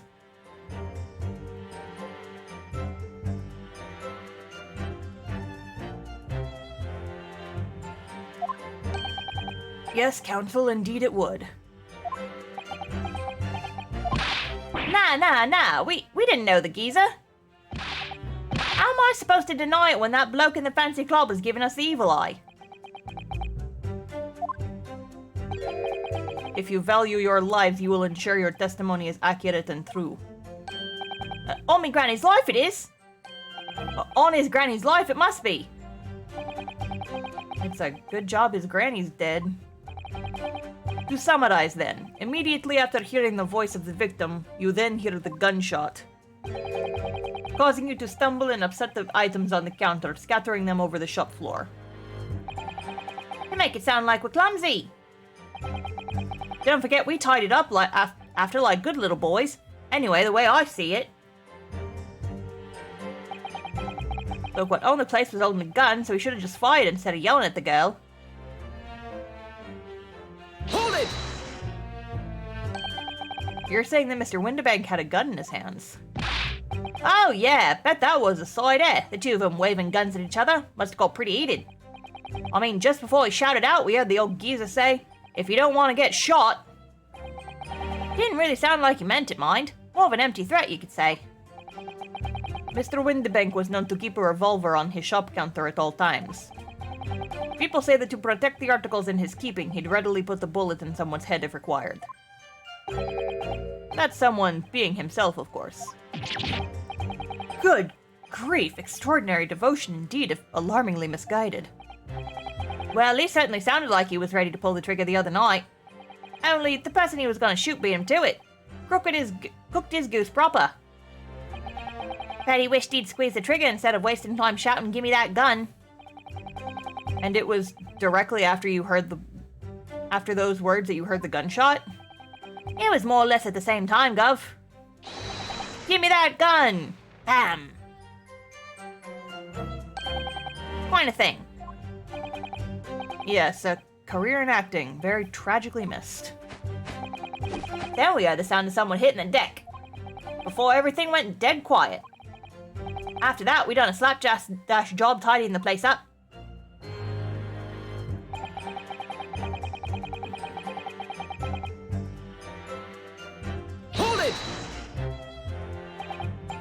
So, you didn't try to open the storeroom door then?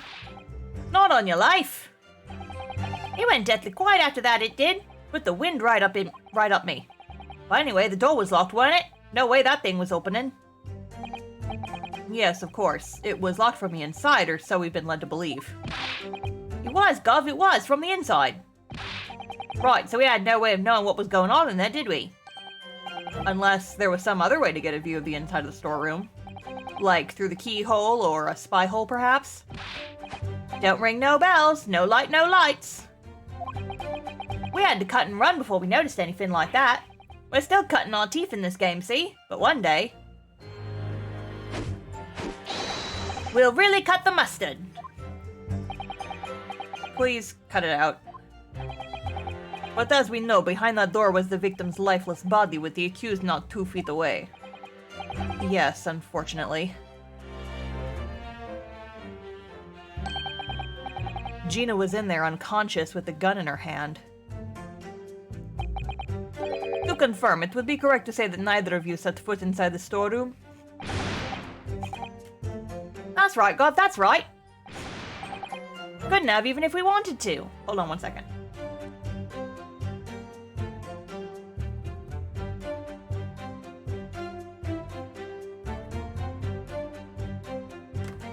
Here, I'll be right back.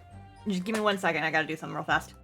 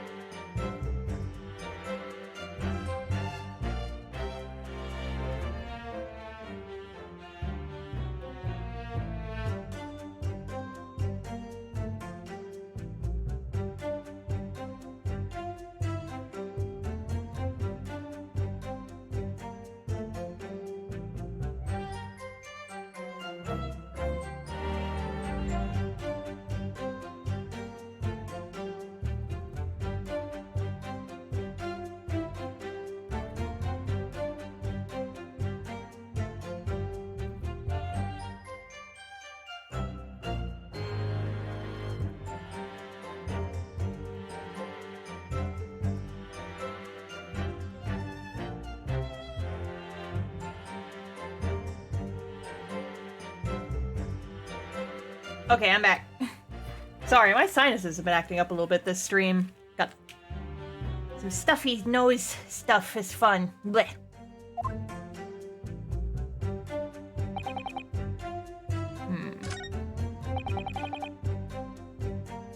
Hold it! And why should we believe that? Eh? What? Well, 'cause it's true, isn't it? The place was totally empty when we went in. At that time, the victim was already in the storeroom, having been forced to open the door by the accused who had a gun to his head. Did I already press this one? In other words, on the night in question, these two witnesses never even laid eyes on the proprietor of the pawnbrokery with Mr. Windebank. Correct? You've got it, mister. Down to a T. So the Skulkin brothers never actually encountered Mr. Windebank? Is that really true, I wonder? Yeah, I think I already pressed that one. Yeah, this is just a repeat of what we heard earlier.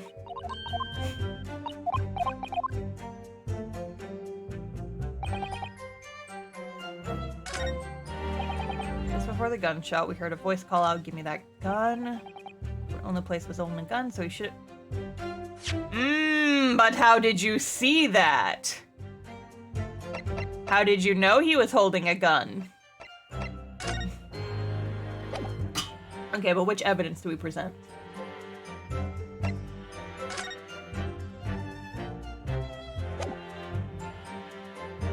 Holding a gun, so we should have just fired instead of yelling at the girl. Is there like a picture of the window? Or maybe the photo?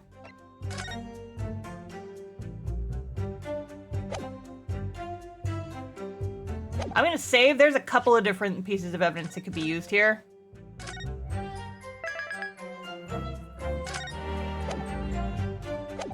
Probably the photo, though.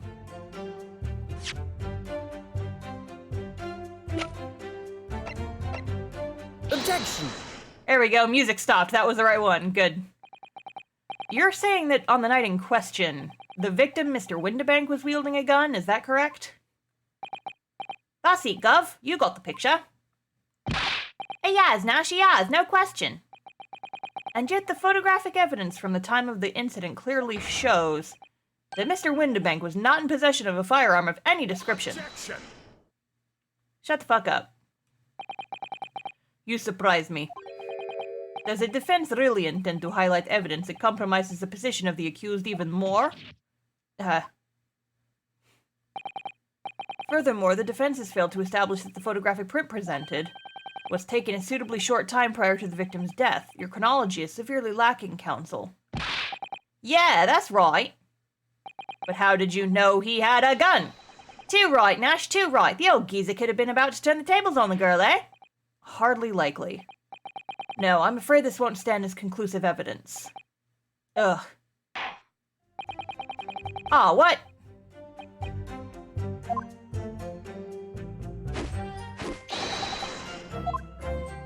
Okay, I guess that wasn't the right one, but I wasn't penalized for that, which is good.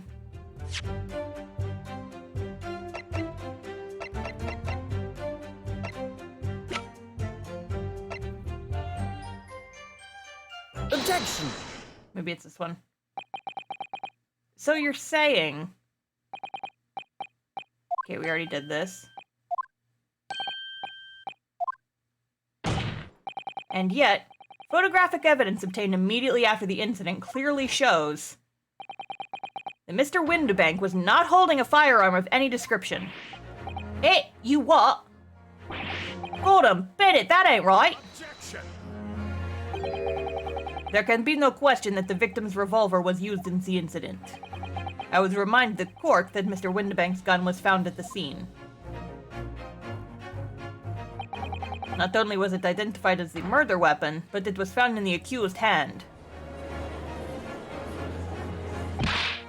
Yeah, that mall tooler used the victim's own gun to finish him off.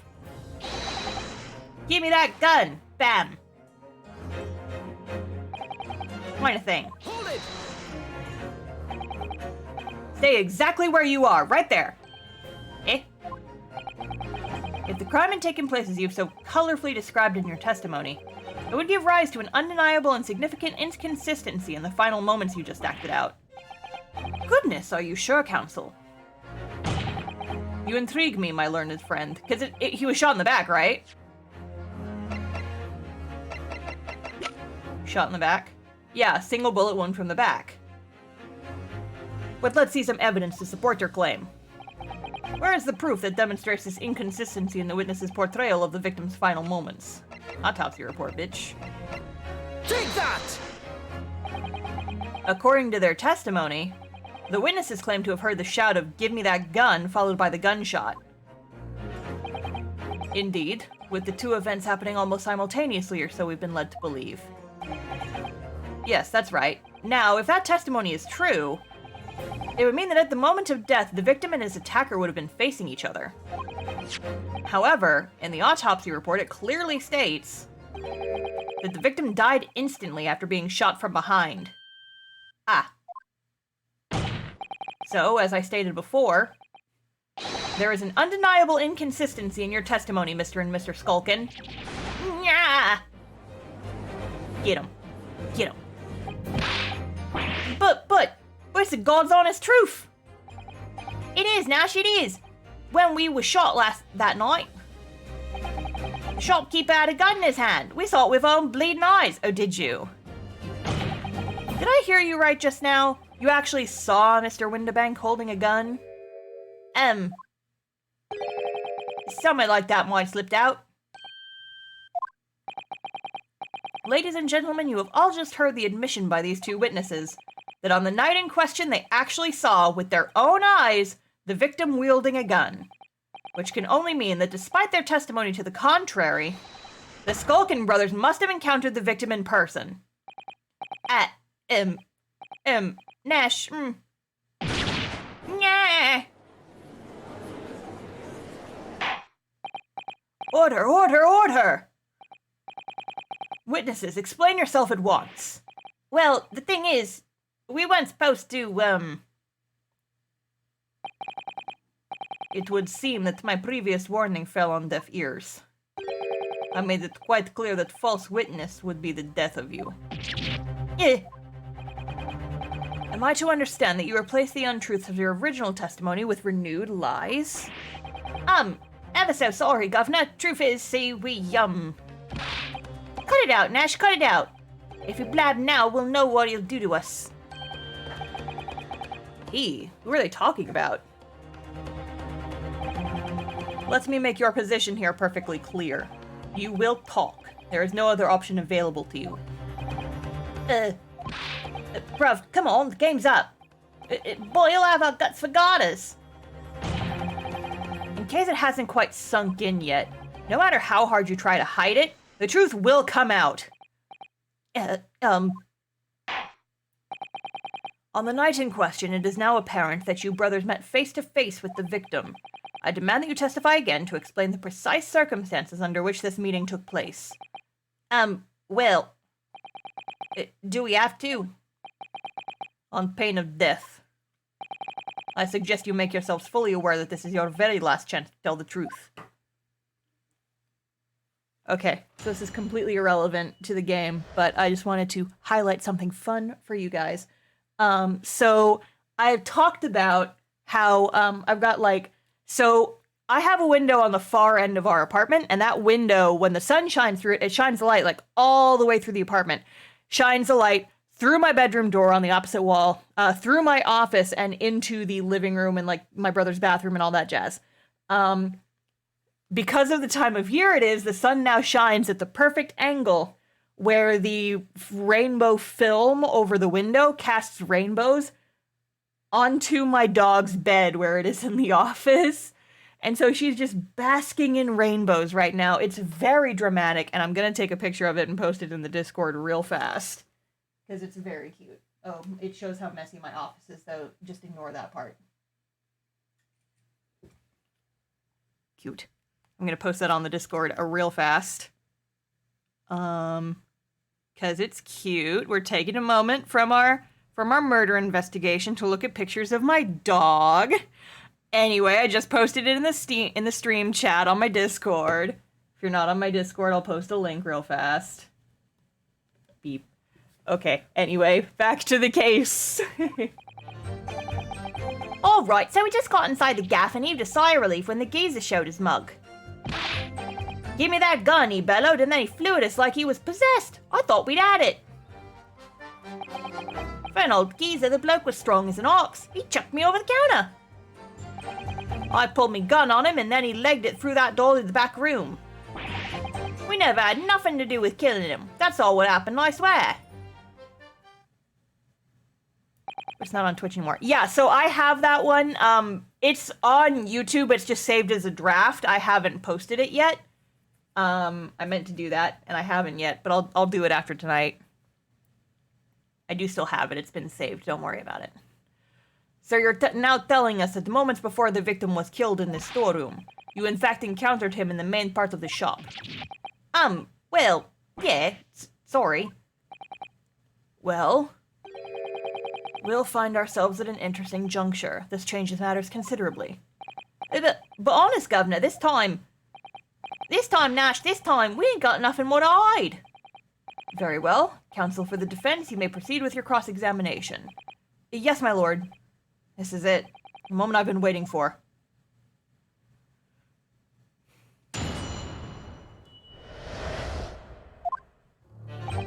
Okay. Let's got inside.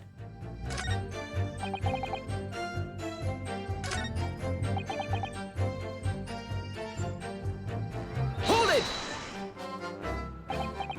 Yes, I noted that you mentioned the counter in your previous testimony, too. Well, yeah, of course we did.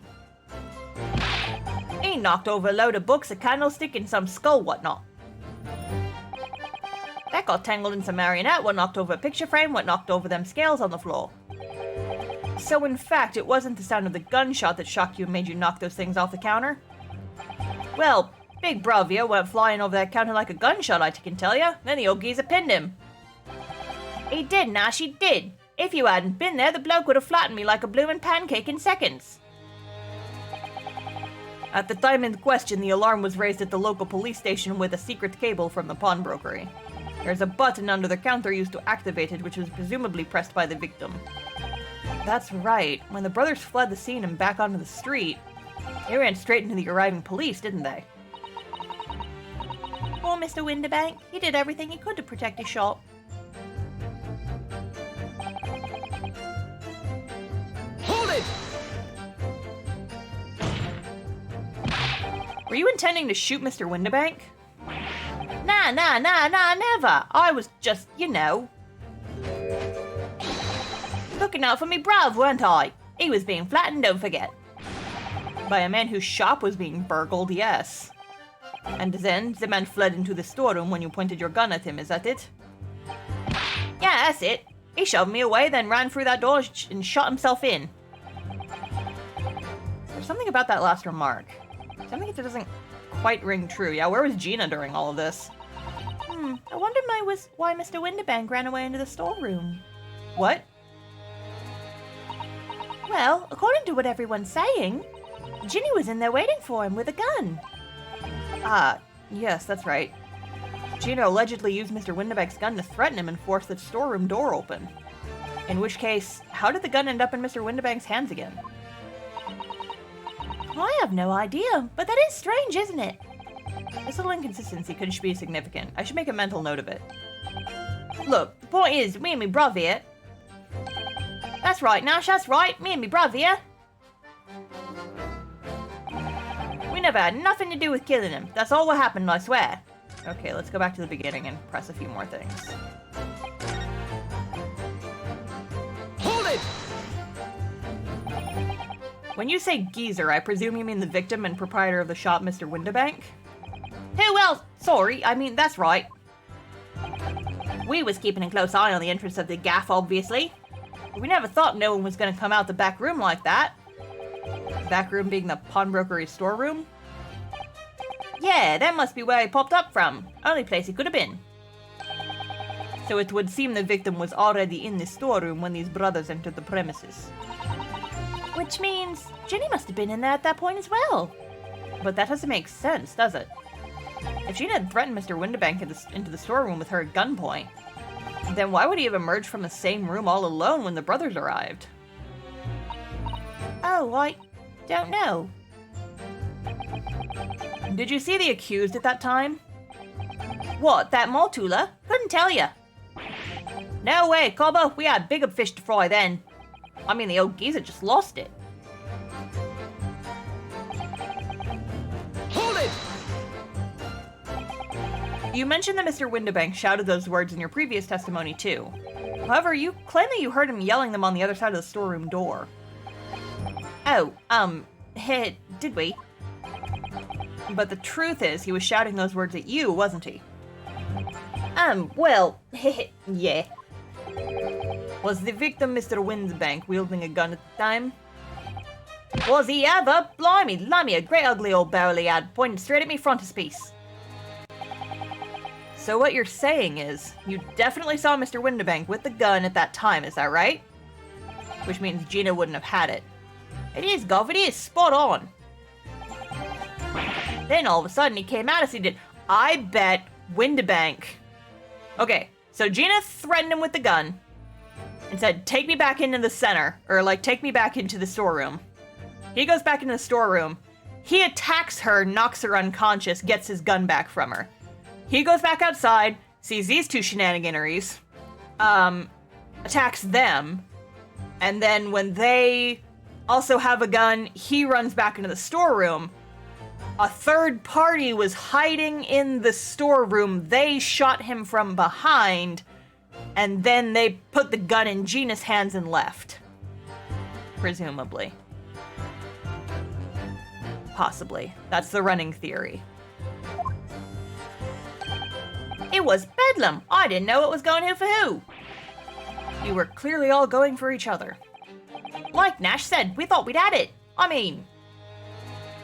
It is locked from the inside. Yeah, that's the sticky part. Maybe a contortionist did it, who could squeeze through that little window. For an old geezer, the bloke was strong as an ox. He chucked me over the counter. I pulled me gun on him and then he legged it through the back door to the Okay, I already pressed these, didn't I? Yeah, I did that one. I did that one.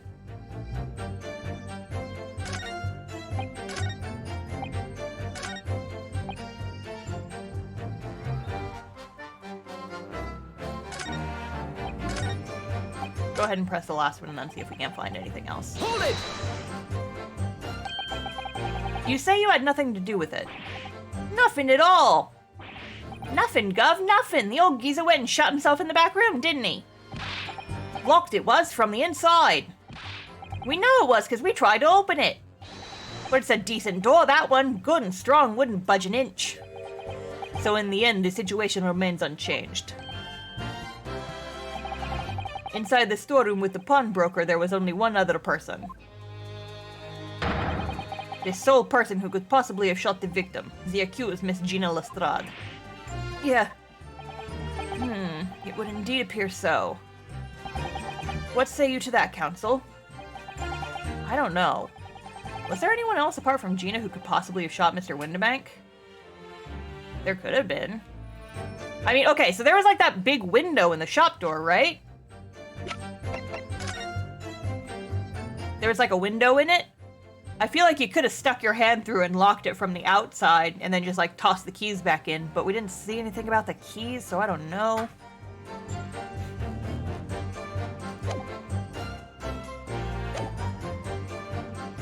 There could have been. Mr. and Mr. Skulkin. What? What's that look for?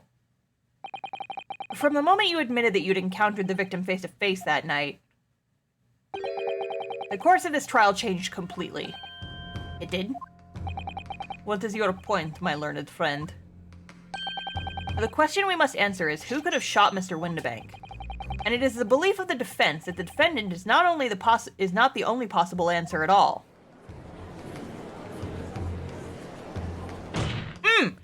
He wasn't shot inside the storeroom. I got it. He was shot from outside the storeroom through that little window. Maybe? Okay. Hear me out. Gina comes in, threatens him with the gun to get into the storeroom. They go into the storeroom. He knocks her out, gets the gun back. He goes back outside, see these two punks. They skerfuffle. He runs back inside with his gun. But then who put the gun in Gina's hands? Ugh. Damn it, that ruins that plan. I was thinking that maybe like someone poked a gun through, like someone who was like hiding in the shop, poked the gun through like the storeroom window, or like the little like window in the door, and then shot him from behind, and then left. But then how would the gun have gotten into Gina's hands? Damn it. That fucks it up, didn't it? You have my attention. In that case, let us return to this plan of the premises. The Eggman has something to do with this, damn it! Bring in the Eggman! The victim was killed in the storeroom, which was locked from the inside. Those are the facts. So pray, what other possible answer to the question of who shot the man could there be? Counsel, you must now provide answers to the court in respect of two conundrums. Two, my lord? Twice as many chances to be right, maybe? Indeed, namely... From what location did the culprit shoot the victim? And furthermore, where was the victim at the time? Understood, my lord. Are you all right, Runo? I'm not entirely sure, but there's one thing I am sure about. If I can prove that there's a credible new alternative to what happened, it would change Gina's prospects hugely. So now, time for some clarity. Show the court on this plan the answers to the questions posed by his lordship. You believe someone else could have killed the victim, indicate from where that person could have fired the gun. From out here? Take that! The defense believes that the culprit could have shot the victim from this location here. And in answer to the second question, assuming the culprit fired from the location indicated, where was the victim at the time? inside the storeroom.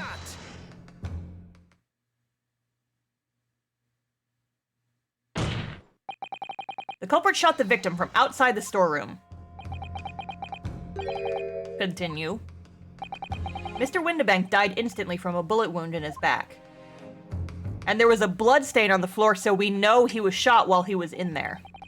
Looking at the stain of blood on the storeroom floor, it doesn't appear that the body was moved after death, which tells us he was almost certainly shot while he was in the storeroom.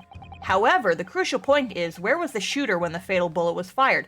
Oh, well maybe... Do we have conclusive evidence that the gun that Gina had was his? There are signs of a single discharge, but it doesn't prove that this gun was used to kill him. There could be a third gun here.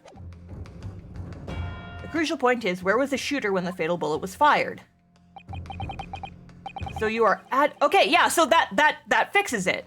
Because if he knocked Gina unconscious while she was still holding the gun, maybe he just never picked it up because he knocked her out, immediately heard a skerfuffle out in the main room, went outside, dealt with them, ran back inside, locked the door behind him, and then a third party shot him from outside through the window of the storeroom, and then he died. We've got it. We've got it in the bag. I got this shit on lockdown. So you are adamant that the shot was fired from outside the storeroom. Well, according to the Skulkin brothers' earlier testimony, I pulled me gun on him and then he legged it through that door to the back room. If Mr. Windibank ran away through the door, we have to assume that the door was open at the time. Ah. It was at precisely that moment when the victim was fleeing for his life that these brothers had the perfect opportunity to shoot the man in the back once he was inside the storeroom. Nah. Come to think of it, do you remember what the prosecutor said at the start of the trial? Moving on to the finding of Scotland Yard's coroner. His report states that the bullet entered the body on a rising diagonal trajectory. It means the victim was likely shot by someone significantly shorter in height than himself. Poor man, shot while he was running as fast as he could to safety. Of course. He would have been leaning forward as he was running away. So even if the bullet was fired horizontally, it still would have entered his body on an upward trajectory. So the culprit isn't necessarily someone shorter than Mr. Windibank. I'm sure my learned friend can't have forgotten that the storeroom door was found closed and locked from the inside. You claim the victim was shot as he fled into the room. You also claim his corpse was dexterous enough to turn the key in the lock? Yeah, but... What if someone else locked the door?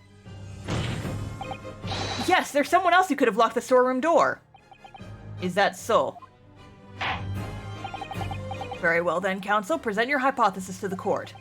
In the scenario just described, the defense's assertion is that the victim was shot from outside the storeroom.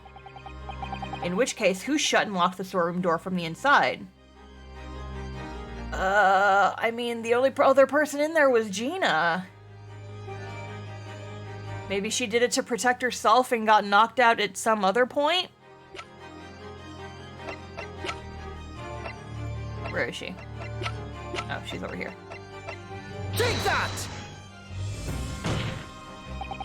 Obviously, the person who locked the door was the only other person inside the storeroom at the time.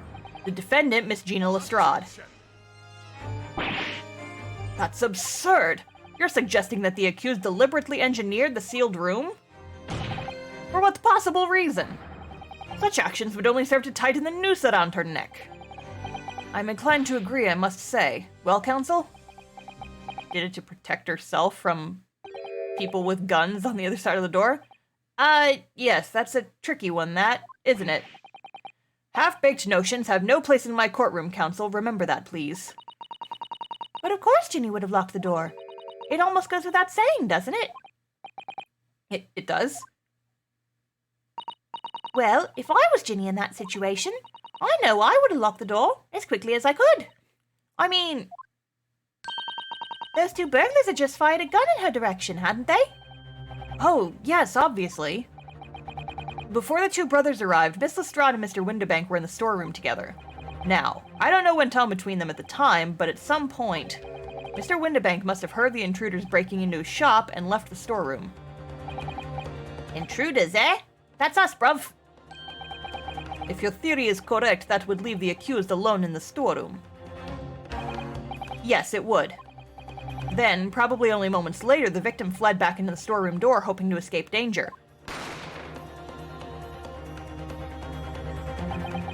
Hit in the back by the bullet, Mr. Windibank fell to the floor where he was, just inside the storeroom.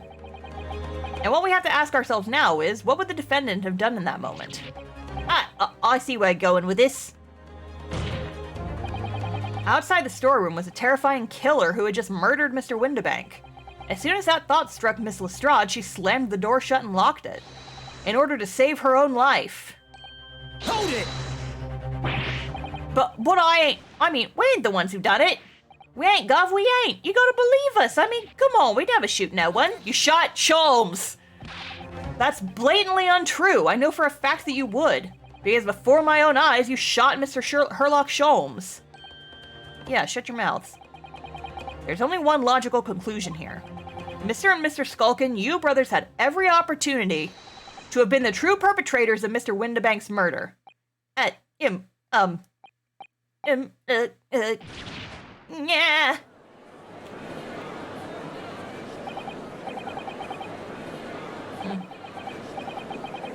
You mean to say it wasn't the pickpocket who shot the pawnbroker at all? I should have known it was those three brothers. They look as shady as a dense forest. That was amazing, Runo! All the members of the jury seem to be firmly on your side now. I know, first time ever, and probably the last.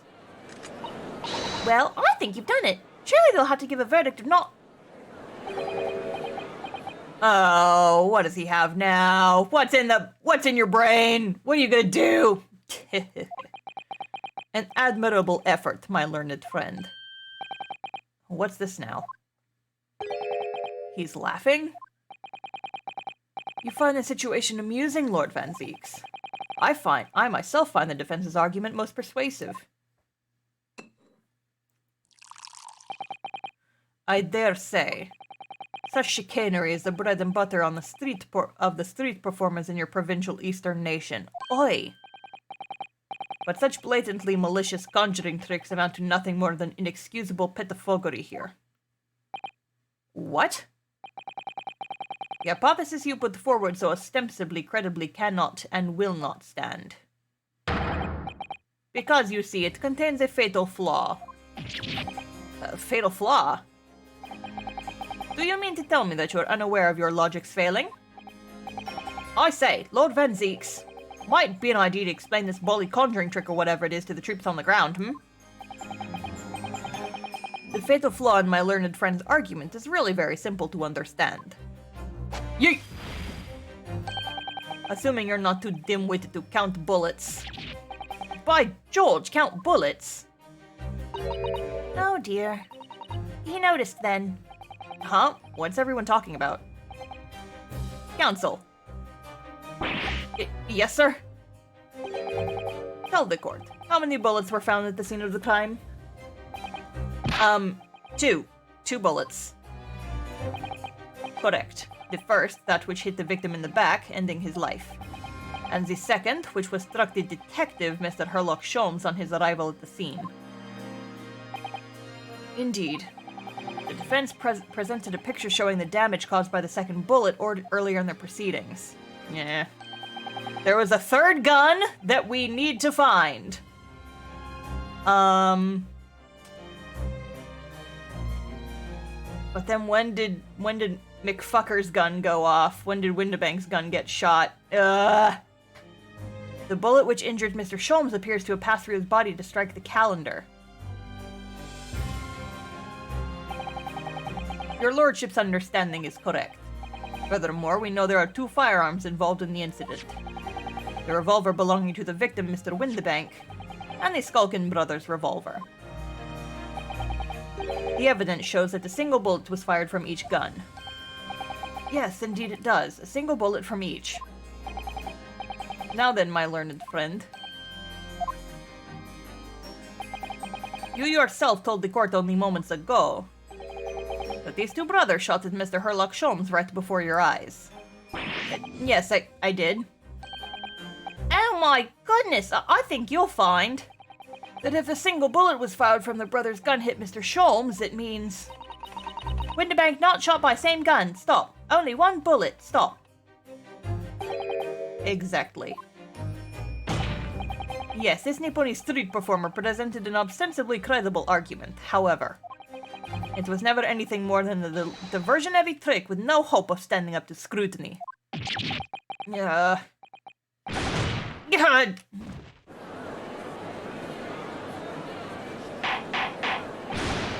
Order, order, order! Ye... sir! Pray forgive the discourtesy of flinging the dregs of this hallowed nectar into the public gallery. Lord Van Zeeks! But this court needs to open its eyes. The accused, Miss Gina Lestrade, is no ordinary little girl. Despite her young years, she can, regrettably, no longer be described as a juvenile. No, the person in the dock is far from a law-abiding citizen. She has a past riddled with criminal conduct. Objection! It's not relevant to the current case. The truth is, the accused broke into the pawnbrokery on the night in question with loathsome intent. As we can see beyond doubt in this print, which depicts her threatening the victim with a murder weapon. And I have here in my possession one more piece of evidence the prosecution wishes to present. Oh, there's the fucking disc. I was wondering when that shit was gonna come up. That disc. I'll be taking that whatever it is and McGilded's down to the yard, thank you very much. No, don't give it to him. It's mine, that is mine. I'm sorry, miss. But anything belonging to McGilded has to be taken in as evidence now.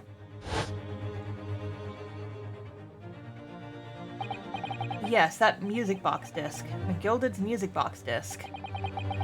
The very day before the hateful murder of Mr. Winterbank, the accused attempted to make off with this article, which clearly doesn't belong to her. And with none of the subtlety of a pickpocket, I might add, but by brute force and brazen impudence. Good gracious! Make no mistake, any sympathy for the accused on account of her years is misguided and dangerous. There are no depths to which this girl will not stoop if pushed, no crime she would not commit. The court forgets that fact is at peril. Forgets that at its peril. Bleh. I see. I think it would be prudent to take this music box disc into evidence, counsel, as a grim testament to the defendant's character. Oh? Lord Van Zeeks, Inspector Gregson? What? Yes, Inspector. We had a meeting yesterday at the yard with some of the prosecution service, and, I think it was agreed that disc wouldn't be used as evidence. What's all this about? Why is the inspector acting strangely? That's the first time he said anything to Van Zeeks at all. I am unaware of any such meeting. But those were the instructions right from the top. The government bigwigs who insisted.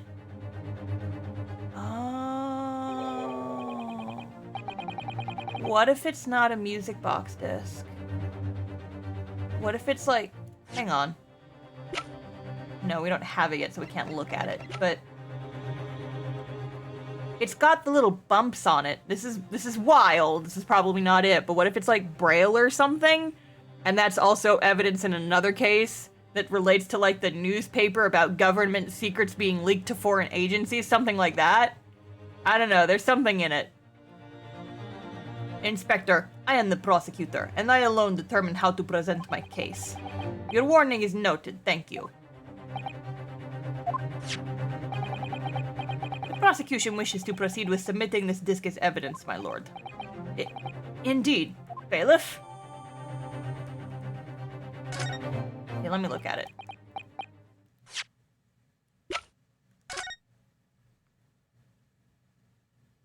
It could be like Braille or something, right? For McGilded. That's the man you defended in court a couple of months ago, isn't it, Bruno? Yes, or rather mistakenly defended. I wonder what his name is doing on the back of this disc. That's a question I'd love to know the answer to myself.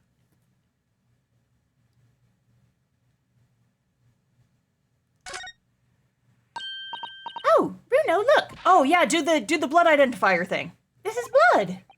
Yes, you're right. Just a small smear, but definitely blood. Actually, I feel as though I might have noticed that before. Haha! Then it's my time to shine again. I thought I'd be waiting forever. All right, hold still with that disc, Bruno. Can we get this done quickly, Iris? In a flash.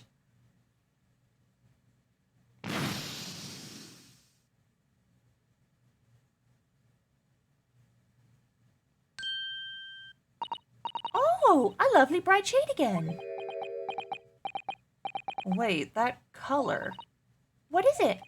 It's just that green. It's Sholmes green. It's not the first time we've seen that color, is it?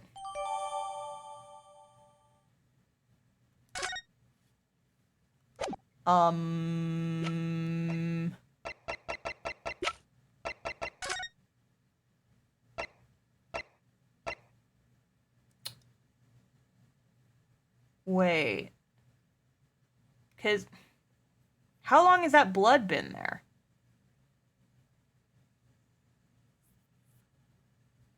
Because the disc was nowhere near where Sholmes got shot. There's no reason for Sholmes' blood to be on that. What if that's not...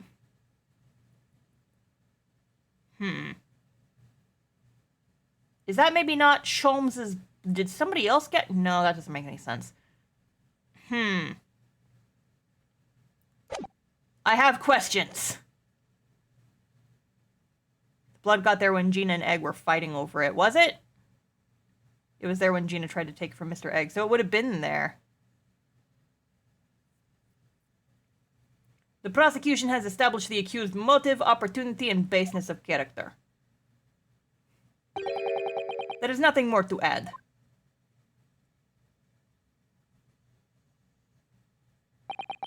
Ladies and gentlemen of the jury, I await your informed decisions.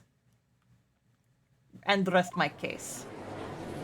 It might mean nothing, but it also might mean something. I feel like it means something, but I don't know what yet. I don't believe it. I had the jury on my side for once, and for all of 5 minutes. Oh dear. Wasn't even for 5 minutes, Bruno. My lord. Who's this? Wonder if I might say something at this point. Proceed, Mr. Foreman. Why is he Russian? Oops. Been stumbling on it about in a bit of fog up until now, if truth be told, but all of a sudden... The answer's fully obvious to me and my men. There's only one thing for it. Oh, no. Very well, the court will hear from the jury. Ladies and gentlemen, you will present your leanings as to the defendant's culpability. Guilty. No! Are we gonna have to do this shit again? Guilty. Guilty. Guilty. And again.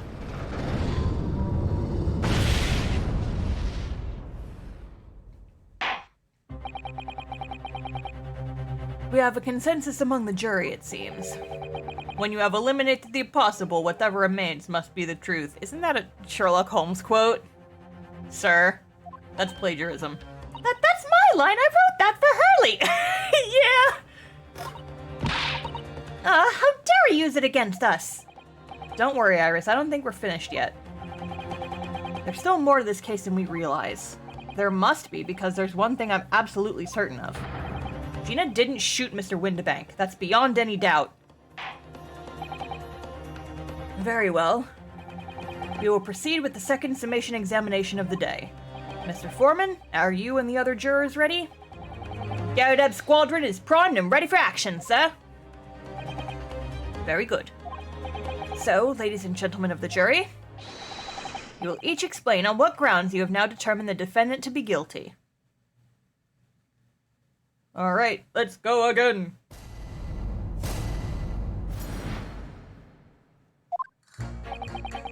Once a rogue, always a rogue, I say. Different breed to us law-abiding citizens. As only 2 bullets were found at the scene, I would say the whole case is done and dusted. You don't need a stereoscope to see the truth here. Every which way you look at it, it was that pickpocket. I never imagined that simple operation would cause me such grief. The accused attempted theft on the previous day. I can see I'm in for a busy day ahead. I am ballistics expert. I have seen many shootings. There is nothing I do not know about guns. Okay, very scary, sir. It would seem there is little remaining room for doubt. Have to admit, I was rather bowled over by the argument put forth by the chap in black. But when that fell apart like a house of cards, I saw that I'd jolly well been hoodwinked. Well, no more! Ugh, the whole courtroom is turning against me. It's not fair. Iris? That prosecutor's being mean. Just because Ginny's done something she shouldn't have done in the past, that doesn't make her a murderer. What have you to say to that, you meanie? Allow me to savor this fruity vintage while I savor the spectacle of your fruitless debate on the matter. Here's to the truth coming out, eventually. Fuck you, Van Zoinks. That's enough preamble. Counsel can proceed with the summation examination.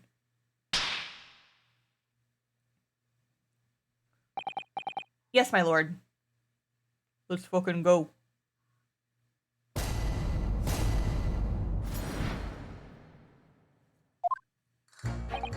Okay, I want to talk to Mr. Russia. Mr. so-called ballistics expert. I thought you were just a tourist. Good day. I am visiting London for sightseeing. I would like to take a bus to Crystal Tower, please. There's no way he's just a visiting tourist. So, you're a ballistics expert? Who knew? I have much experience with guns.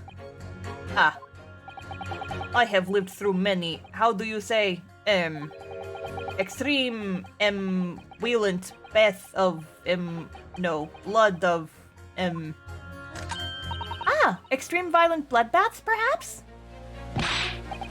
Those. Extreme violent bloodbaths. Don't squeeze the rat. He didn't do anything wrong. English is very difficult tongue. Considering the sort of people you associate with, I'm surprised you still have a tongue. Anyway, if you have questions about the bullets and guns, you ask me. There is nothing I do not know. No mystery I cannot solve. He's very confident in his knowledge of guns, that's for sure. But, if possible, please only in Russian language. He's not very confident in his knowledge of English, though, is he? No, still, we should bear it in mind. He's our man if there's a mystery about guns or bullets. Okay, so we'll have to squeeze him in with someone else. Van Zieks has managed to convince everyone. When you have eliminated the impossible, he said, but he hasn't. If we're going to fight back, we need more material. And we have to fight back. We have to turn this trial around again.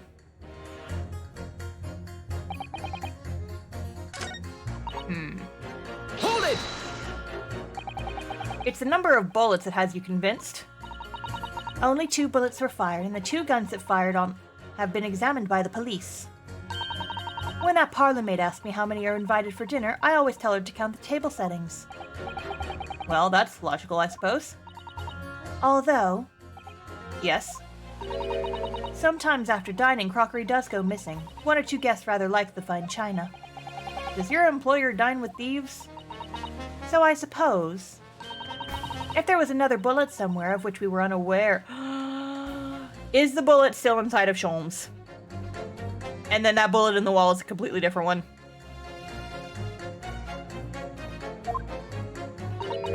I'd have to reconsider my position.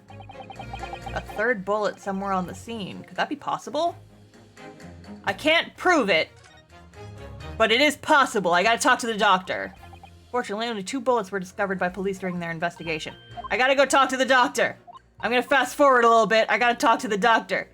Hey, Doc, did Sholmes leave with the bullet inside of him? That seems like a possibility. Oh, no, go back. Hold it! Talk to Doc. Would you please stop muttering about things that have nothing to do with this trial, sir? The defendant's life is on the line here. Well, the thing is, I couldn't really say that it has nothing to do with this trial, to be honest. Huh? I mean, there's no question that the man was shot, but the bullet had simply vanished from his stomach. It's quite inexplicable, don't you think? I almost don't want to ask, but this surgery you've been muttering about all this time, you were operating on... What was the fellow's name now? Herleach? No. Herlock? No. Herlock? I knew it. Herlock Sholmes, by any chance? Yes, good lord. It was that Herlock fellow. What? You're the surgeon that operated on Mr. Sholmes? That's right, using the very latest anesthesia techniques, I might add. It was a fairly major op, I can tell you. This is crazy. Let me see, the fellow was brought in not long after midnight, if I remember correctly. They said he'd been shot by some criminal or other, so I opened him up like a shot. But the funny thing is, I went over his insides with a fine-tooth comb and couldn't find the bullet anywhere. So I'm afraid I had to throw up my hands and just stitch the fellow back up. I hate to state the obvious, but yes? Surely that's because the bullet is still at the scene of the shooting. The counsel for the defense is correct, as is clearly shown in this photographic print. The bullet that the Skulkin brothers fired at Mr. Sholmes hit him in the stomach region, then exited his body and lodged into the shop wall where the calendar was hanging by the door. I think you'll find it's really quite simple if you just consider the problem three-dimensionally. Ha! Who do you think I am, son? Well, juror number 4 is about the best I can do. As soon as I saw the wound in the man's stomach, I flipped him over. Like a pancake? Yes. Are you saying you checked his back and there was no exit wound? Of course I did. There wasn't a trace of injury. No sign that the bullet had left the body at all. I knew it! I knew it! That green blood is someone else's. Somebody else got shot at the scene. Egg! The egg was shot, because then his blood is on the disc, and it's also in the wall! What? That's the point. The only logical conclusion was that the bullet was still somewhere in the man's innards, which is exactly why I said about slicing him up. And I'm still none the wiser even now. How many times do I have to say it? Can somebody please explain how it happened? Can somebody please solve this mystery? It's almost as much of a mystery as how this jury was put together. The mystery of where that bullet ended up is infuriating. Where's an expert when you need one? Right here, perhaps? Objection! Those two statements clearly contradict the idea that all I do is pit jurors against each other. Oh, a ballistics expert. Pitting. P-I-T-T. On the night in question, Mr. Sholmes was shot by one of the Skulkin brothers. But since there was no sign of an exit wound on his back, we must assume that the bullet didn't pass through him. However, no bullet was found lodged in Mr. Sholmes' body either. Furthermore, a bullet was found lodged in the wall of the shop where Mr. Sholmes was shot. Juror number 6. Hello, my name is Villain. Pleased to meet you. This apparent contradiction in the fact is so clearly troubling juror number 4. Are you able to explain the mystery?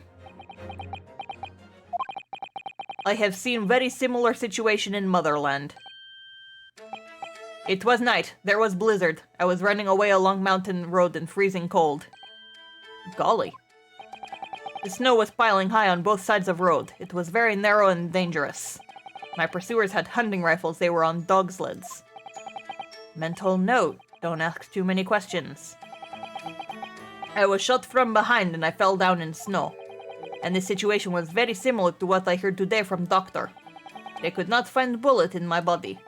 And no sign of, how do you say, exit wound. Then where did the bullet go? Bullet never hit me. Well, if it never hit you, why did you fall down? Bullet hit frozen wall of ice very close to my side. What?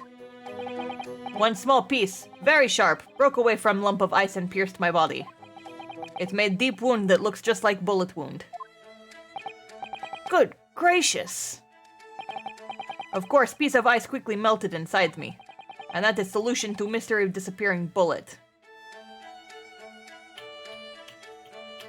Okay.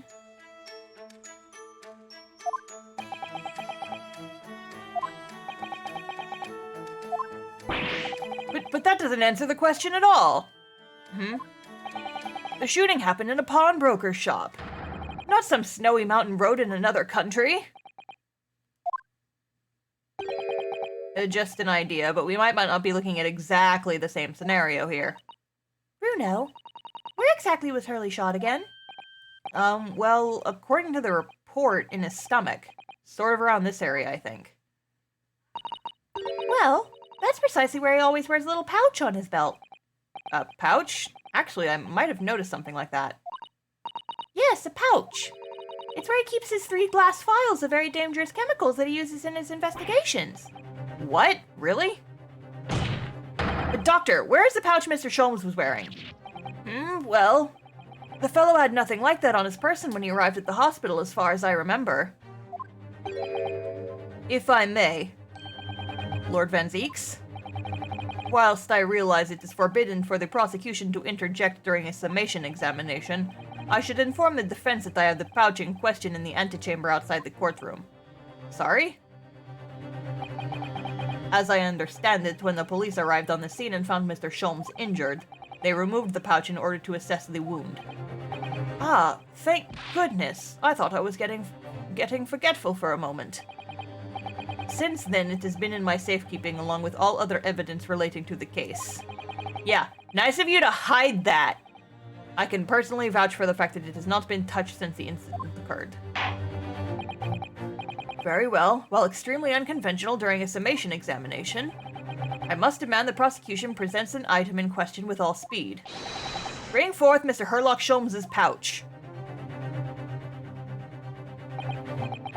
I see. So this is the pouch worn by Mr. Sholmes on the night in question, was it? Look at that. One of the files is broken and the leather around it is scorched black. It's almost as if the file exploded. Exploded? So, that night, the bullet from one of the Skulkin brothers' guns struck Mr. Sholmes' pouch. And it was the glass vial exploding that caused the fellow's injury. This bullet did not penetrate victim, but was deflected into wall of shop. No, I don't think so. Where's the bullet? A delightfully complex aroma. Well, it would appear one mystery has been solved at least. Though it has no bearing on the truth of the case. The bungling and burgling brother shot the detective, and the accused shot the pawnbroker. The pertinent fact of the case remained unaltered. Ugh. But at least the mystery is solved. I can sleep easy tonight. Thank you, young man. Thank you very much. Glad I could help. Due to its bearing on the conundrum just solved, the court will sequester the scruffy pouch as evidence. Hurley's pouch isn't scruffy. Let me look at it.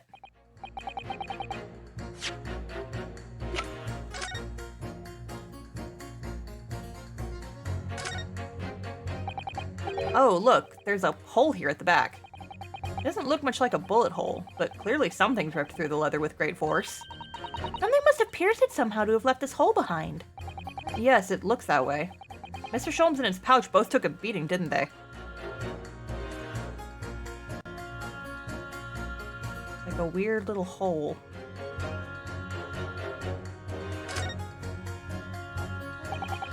It's really scorched badly just here. Oh, the strap is broken, look. This must be where the bullet hit then. Let me see. Is that the bullet? Is that the fucking bullet? Yes, I knew it! What the? Iris, look! Behind where the broken file was, do you see it? Ah, that's the Skulkin brothers' bullet. What a stroke of luck that it hit his pouch. This is an amazing discovery. What this means is there were 3 bullets fired at Windibanks that night. Fucking call, dude! Which means that green blood belongs to Egg, and Egg was shot at the scene. We found exactly what that juror was talking about. The 3rd bullet. It's time to press that juror again, I think. Fuck. Yeah. Now, the summation examination. It would appear the defense is somewhat struggling to alter opinion. Please, my lord. A little more time. After all, that's a new piece of evidence. Could be a valuable clue, and you can't afford to overlook anything here, Ryunosuke. There's still a way to turn this around, somehow. I'm sure of it.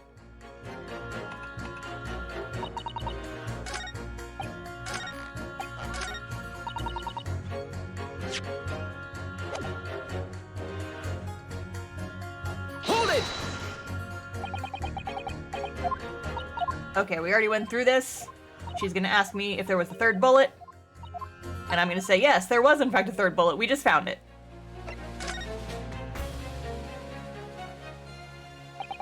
Allow me to show you then. The third bullet. Take that!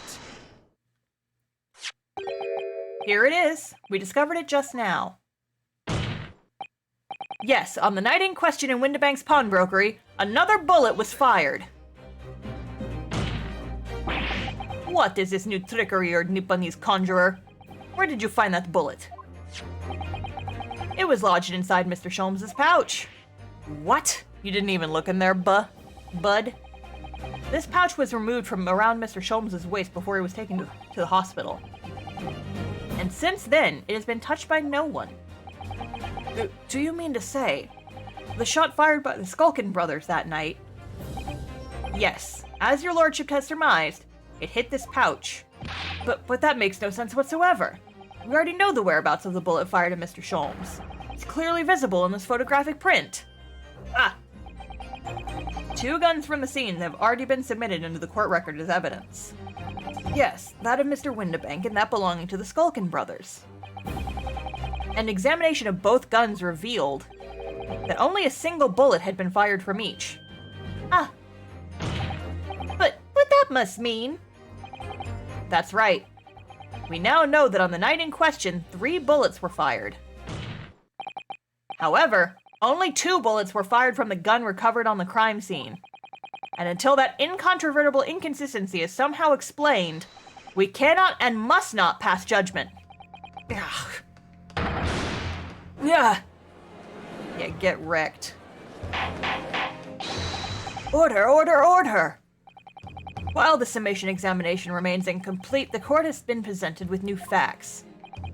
Facts that would appear to shake the very foundations upon which the case against the defendant has been built.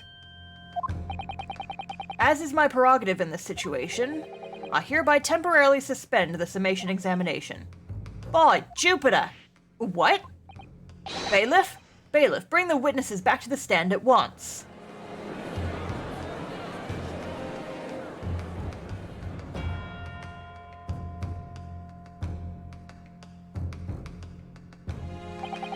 Witnesses. Governor? Were you listening to proceedings while the defense carried out the summation examination? We was, Governor, we was.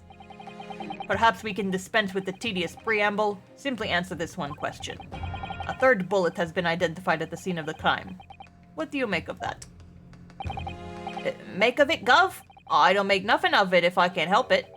Is it one of yours? Go blimey, Gov, go blimey, not a chance. In that case, did you have an accomplice? What? What? Never. The Sculpin brothers work alone. But you did mention a third brother earlier. It's just the 2 of us. That's our trademark. How soon we forget poor Sulky. Only 2 of the bullets from the crime scene originated from the firearms we have in evidence. The third bullet was fired from another gun. Where is it? Lummy, that's a head scratcher. Counsel for the defense. Yes? I should like to hear your thoughts regarding these new developments. The third bullet and the mysterious missing firearm from whence it came. Thinking back over all the testimony we've heard and all the evidence we've seen, I think I'm starting to form a picture of what really happened that night. My lord, I think it's clear what this third bullet tells us about the Skulkin brothers. They had a secret accomplice. On that night at Windibank's pawnbrokery, the brothers must have been working with a third man. The witnesses are clearly doing their best to cover up the existence of this accomplice, but the evidence all points to the fact that there was someone else present, someone carrying a gun. An egg, perhaps? Objection! Shut up.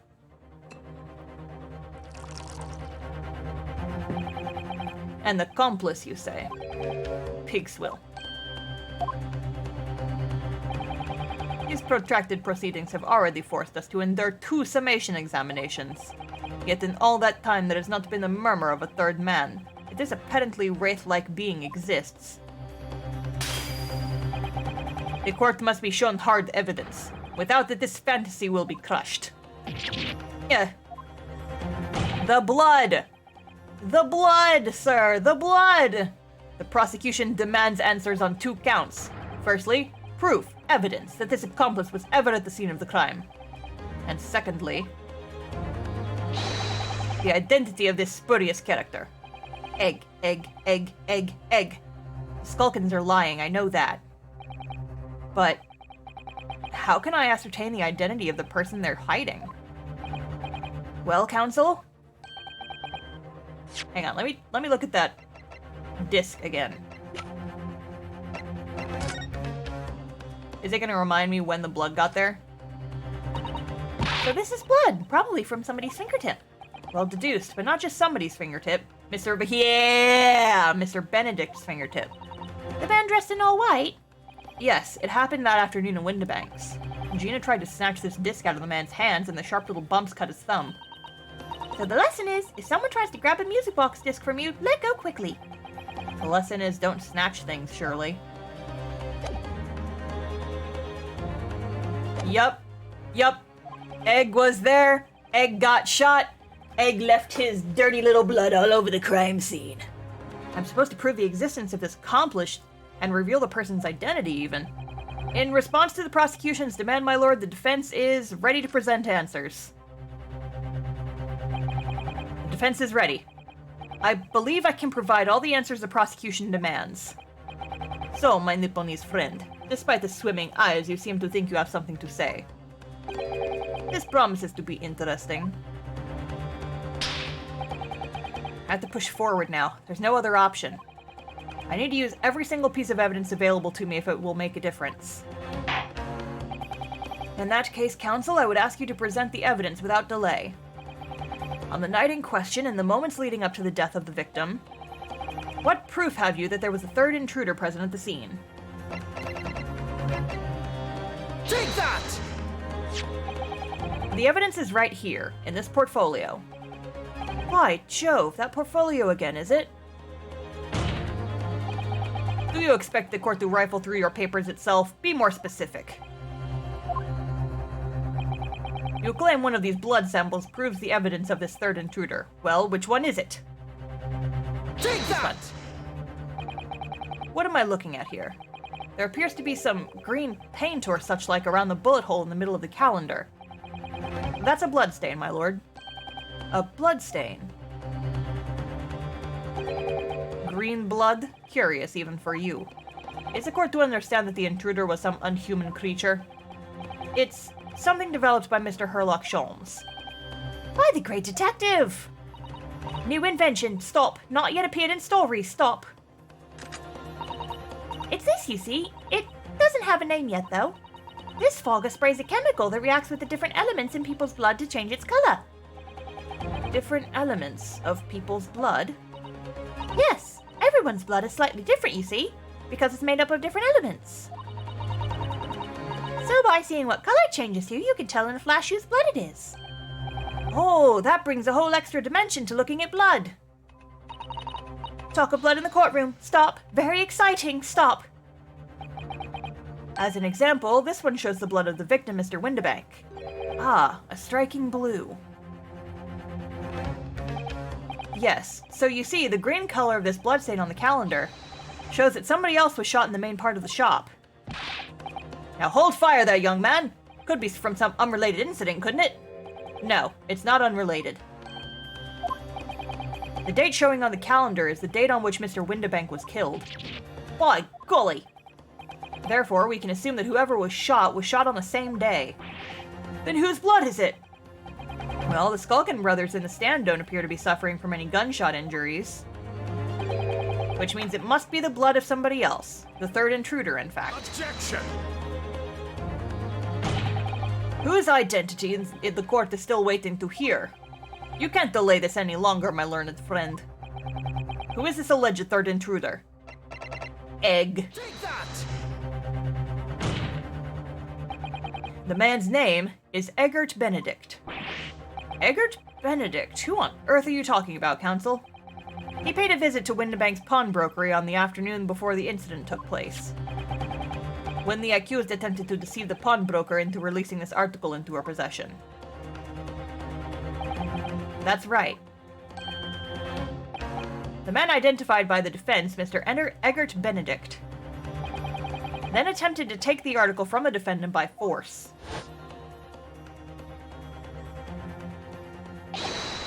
Roca? Yes, sir.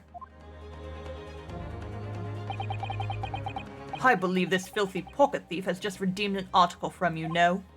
Yes, the article in question belongs to me. I demand for it to be returned at once. Now that's a lie! What are you trying to pull? Give me back my overcoat, you wastrel, and needless to say, any music box discs too.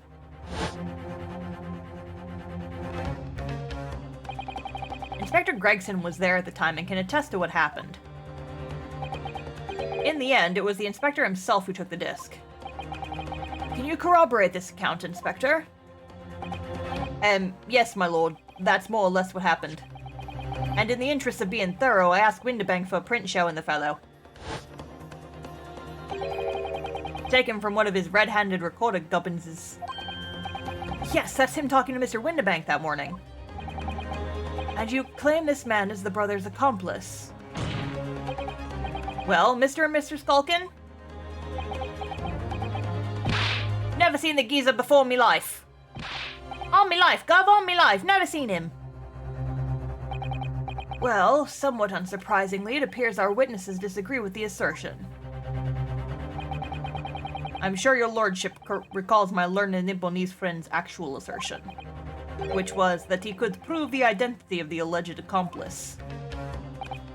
Yes, and I can. Then show us the evidence! I agree. We must see proof that this clean-cut gentleman in the photograph is the filthy criminal you say he is. This is the last piece of evidence. I've had a feeling that something has been missing in this trial from the very start. But now, I'm gonna drag it kicking and screaming into the courtroom. Are you ready to present your answer to the court then, counsel? Yes, my lord. The defense will present the evidence now. Proof that the man in this picture, pictured in this photographic prints, was in fact the person struck by the third bullet. I mean, it's either the disc or the portfolio again.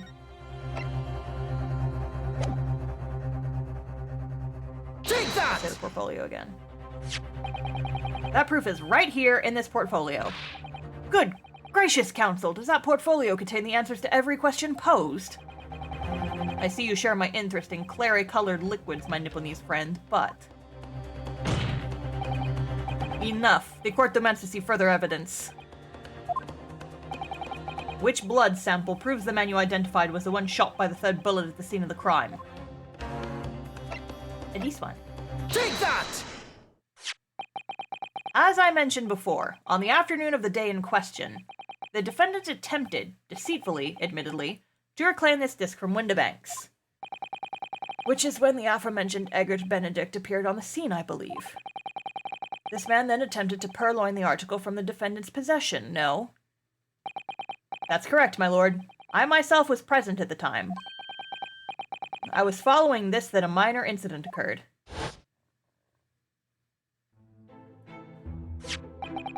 But of course, sir, here is the disc for you. Very well. Then I shall bid you farewell. Say goodbye to style. Wait a minute! That disc is mine! Yeah, what do you think you're doing, you little tramp? You've drawn blood, you filthy animal! Being a music box disc, it has countless small but sharp metal protrusions over its surface. Those protrusions caused Mr. Benedict's finger to bleed, and the resulting smear of blood is still visible on the disc now. Goodness, a bloodstain, is it? My assistant and I have just analyzed the bloodstain here to this very courtroom. Using my trusty fogger gun. Yes, and we added the results to this portfolio. I say, it's green. It's exactly the same color as the blood around the calendar. The evidence is conclusive.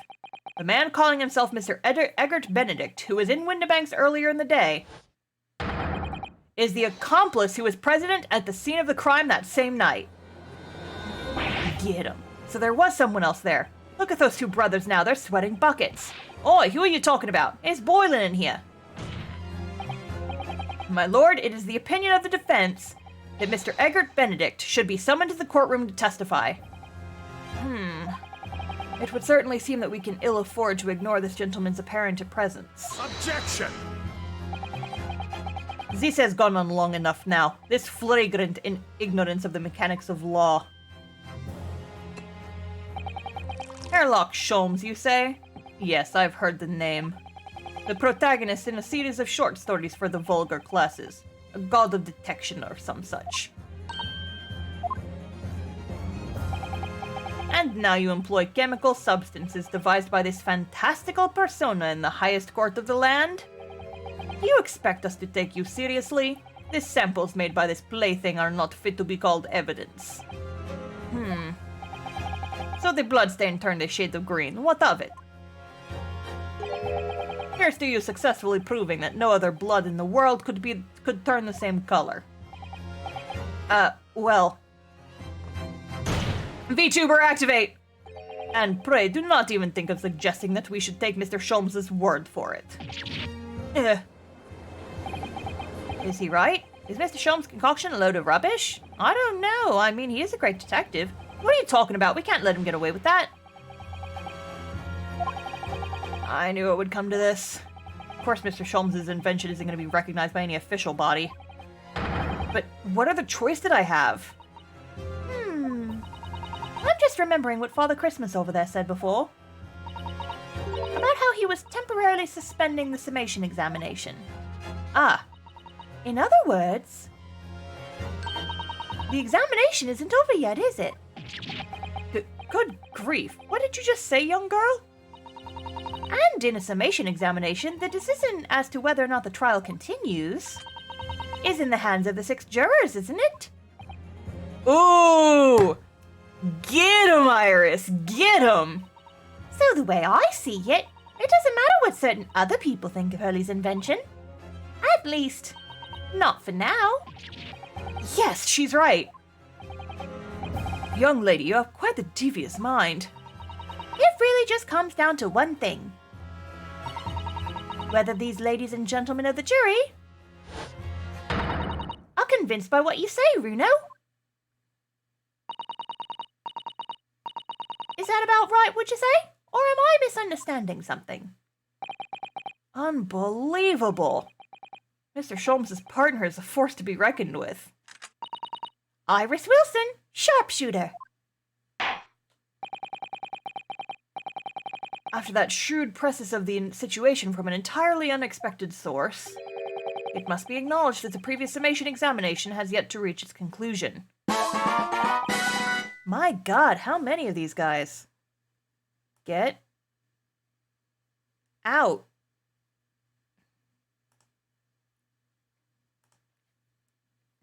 Yeah, another bot, my God. This is absurd.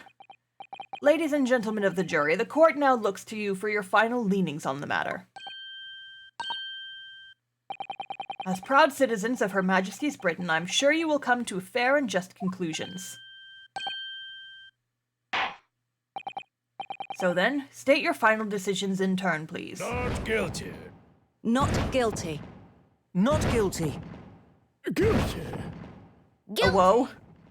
Not guilty. Yeah!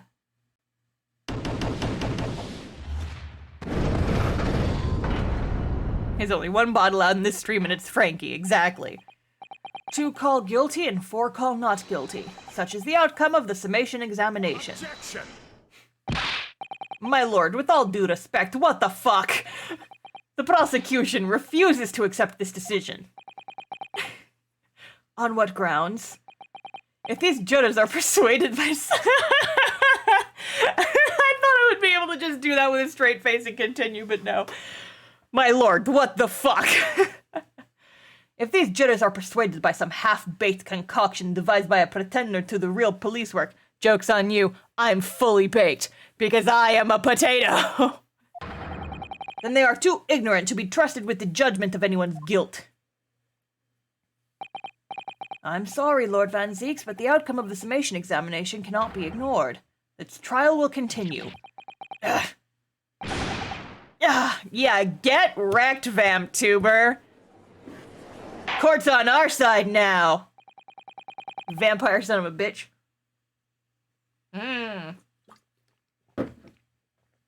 Nevertheless, we find ourselves in a rather awkward situation. The defense has very reasonably requested the subpoena of a new witness. But sadly, I fear that will be impossible. What? The name of the gentleman gave for himself, Egbert Benedict, is quite clearly false. I don't believe it. Just when I'd managed to prove the man was there that night. Could I say something? Who was that, please? Who spoke? Oh, you. It was me, my lord. Juror number 5? What have you to say, madam? If possible, Inspector. Me, ma'am? I wonder if you might show the photographic print to me again. The one in which the gentleman is shown. Right. Yes, this one you mean. Of Mr. Benedict? Yes. There's no doubt in my mind. Juror number 5, you don't mean to say you know this man? Yes, I know him. What? No. Good gracious. Order, order, order! Juror number 5, how on earth? I am a communications officer. Stop. As we can clearly see, The gentleman in the photograph is... Stop. Also a communications officer. Stop. He works in my office. Stop. oh? A whoa? A very talented operator, in fact. Stop. Pop Phoenix, thank you for the host. He should be in the communication station now. Stop. Tapping away on the telegraph. Stop. This doesn't seem right somehow. I can't put my finger on why, but it doesn't feel right. I suppose we all imagine the accomplice would be some sort of hardened criminal. It's a bit unexpected to find out he has a respectable day job by day, whatever he gets up to at night. Yes, I suppose that's it. Suppose that's why I felt something was wrong. If the gentleman is at London's communication station, we should be able to subpoena him within the hour. Lord Van Zeeks, if you please. Yes, my lord. Make the necessary arrangements with all haste, as your lordship bids. The court will recess for 1 hour. When the new witness arrives, we shall reconvene to hear the gentleman's testimony. Inspector Gregson? Yes, my lord? I should like to hear from you specifically about events at the pawnbrokery on the day in question. Come to my chambers during the recess. Yes, sir, my lord. Very well. Court is adjourned until 1:40 p.m. Nice. All right, and I think that is a perfect stopping point for the night. So we are gonna go ahead and save, and I think next time we might finish this case? Question mark? We have obtained egg. Egg has been delivered to us. We have obtained egg. So I think this is a good stopping point for the night because it's right at my usual 3 hours. I am hungry and I want to eat dinner. And we shall continue this on Monday. Oh ho ho! In the meantime, let's find someone to raid. Who's streaming? Hopefully we can finish the case next time because it's a long one. We'll see. If we don't finish, then we'll just finish next Friday. But yeah. I do find it funny his name is obviously fake when beef stroganoff exists. I know, right? Oh my god.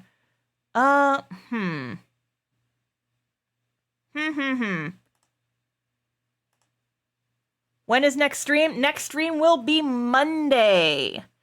Hey, so none of my usual folks are streaming right now. If you guys have any recommendations for who to raid, would love to hear them. If you guys have any folks that you follow, I am interested in either art streamers or folks who are playing this game specifically. I am looking for someone to raid, and my usual folks aren't streaming right now, apparently. So if anybody knows anybody, let me have them.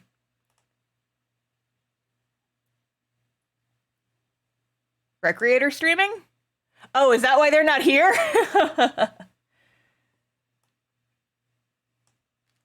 Let me see. Playing Minecraft. We could do that. Listen, she's in our stream all the time, but she's usually here and not streaming when I'm going. We're raiding a community member. Let's fucking go. All right. So if you guys don't know, Recreator... Oh, wait, I fucked up the raid. Hold on. Apparently we have to stay on the damn channel the whole time. Anyway, so we are going to go raid Recreator. She is here in my streams all the goddamn time. Deserves a good raid and some niceties. So go show her some love. That is it for me, though. Like I said, next stream will be on Monday, same time, 5 p.m. Central Standard Time. If you guys want notifications when streams go live, you can follow me on Twitter, or you can also join my Discord server. I post announcements whenever the stream goes live. I also have a stream chat channel. Even though it's mostly for my webcomic, we do stream stuff in there. Let's do one more thing. I don't know. If you want to catch up on previous episodes, I also have a YouTube channel with all my archived VODs. If you're here, you've probably watched them before, but there's my YouTube, just in case you didn't know what it was. And also, I don't know, look at my store. I've got some Ace Attorney merch there. I have to wait till my new printer comes in to ship it out, but I have some Ace Attorney stickers, and I will have charms available for pre-order very soon. So anyway, I'm going to go ahead, activate the raid. I will see you guys later. When you get over there, yell star raid, and then say something nice about their stream. All right. Exiting the stream now. Thank you guys for showing up. I will see y'all on Monday. Fare thee well!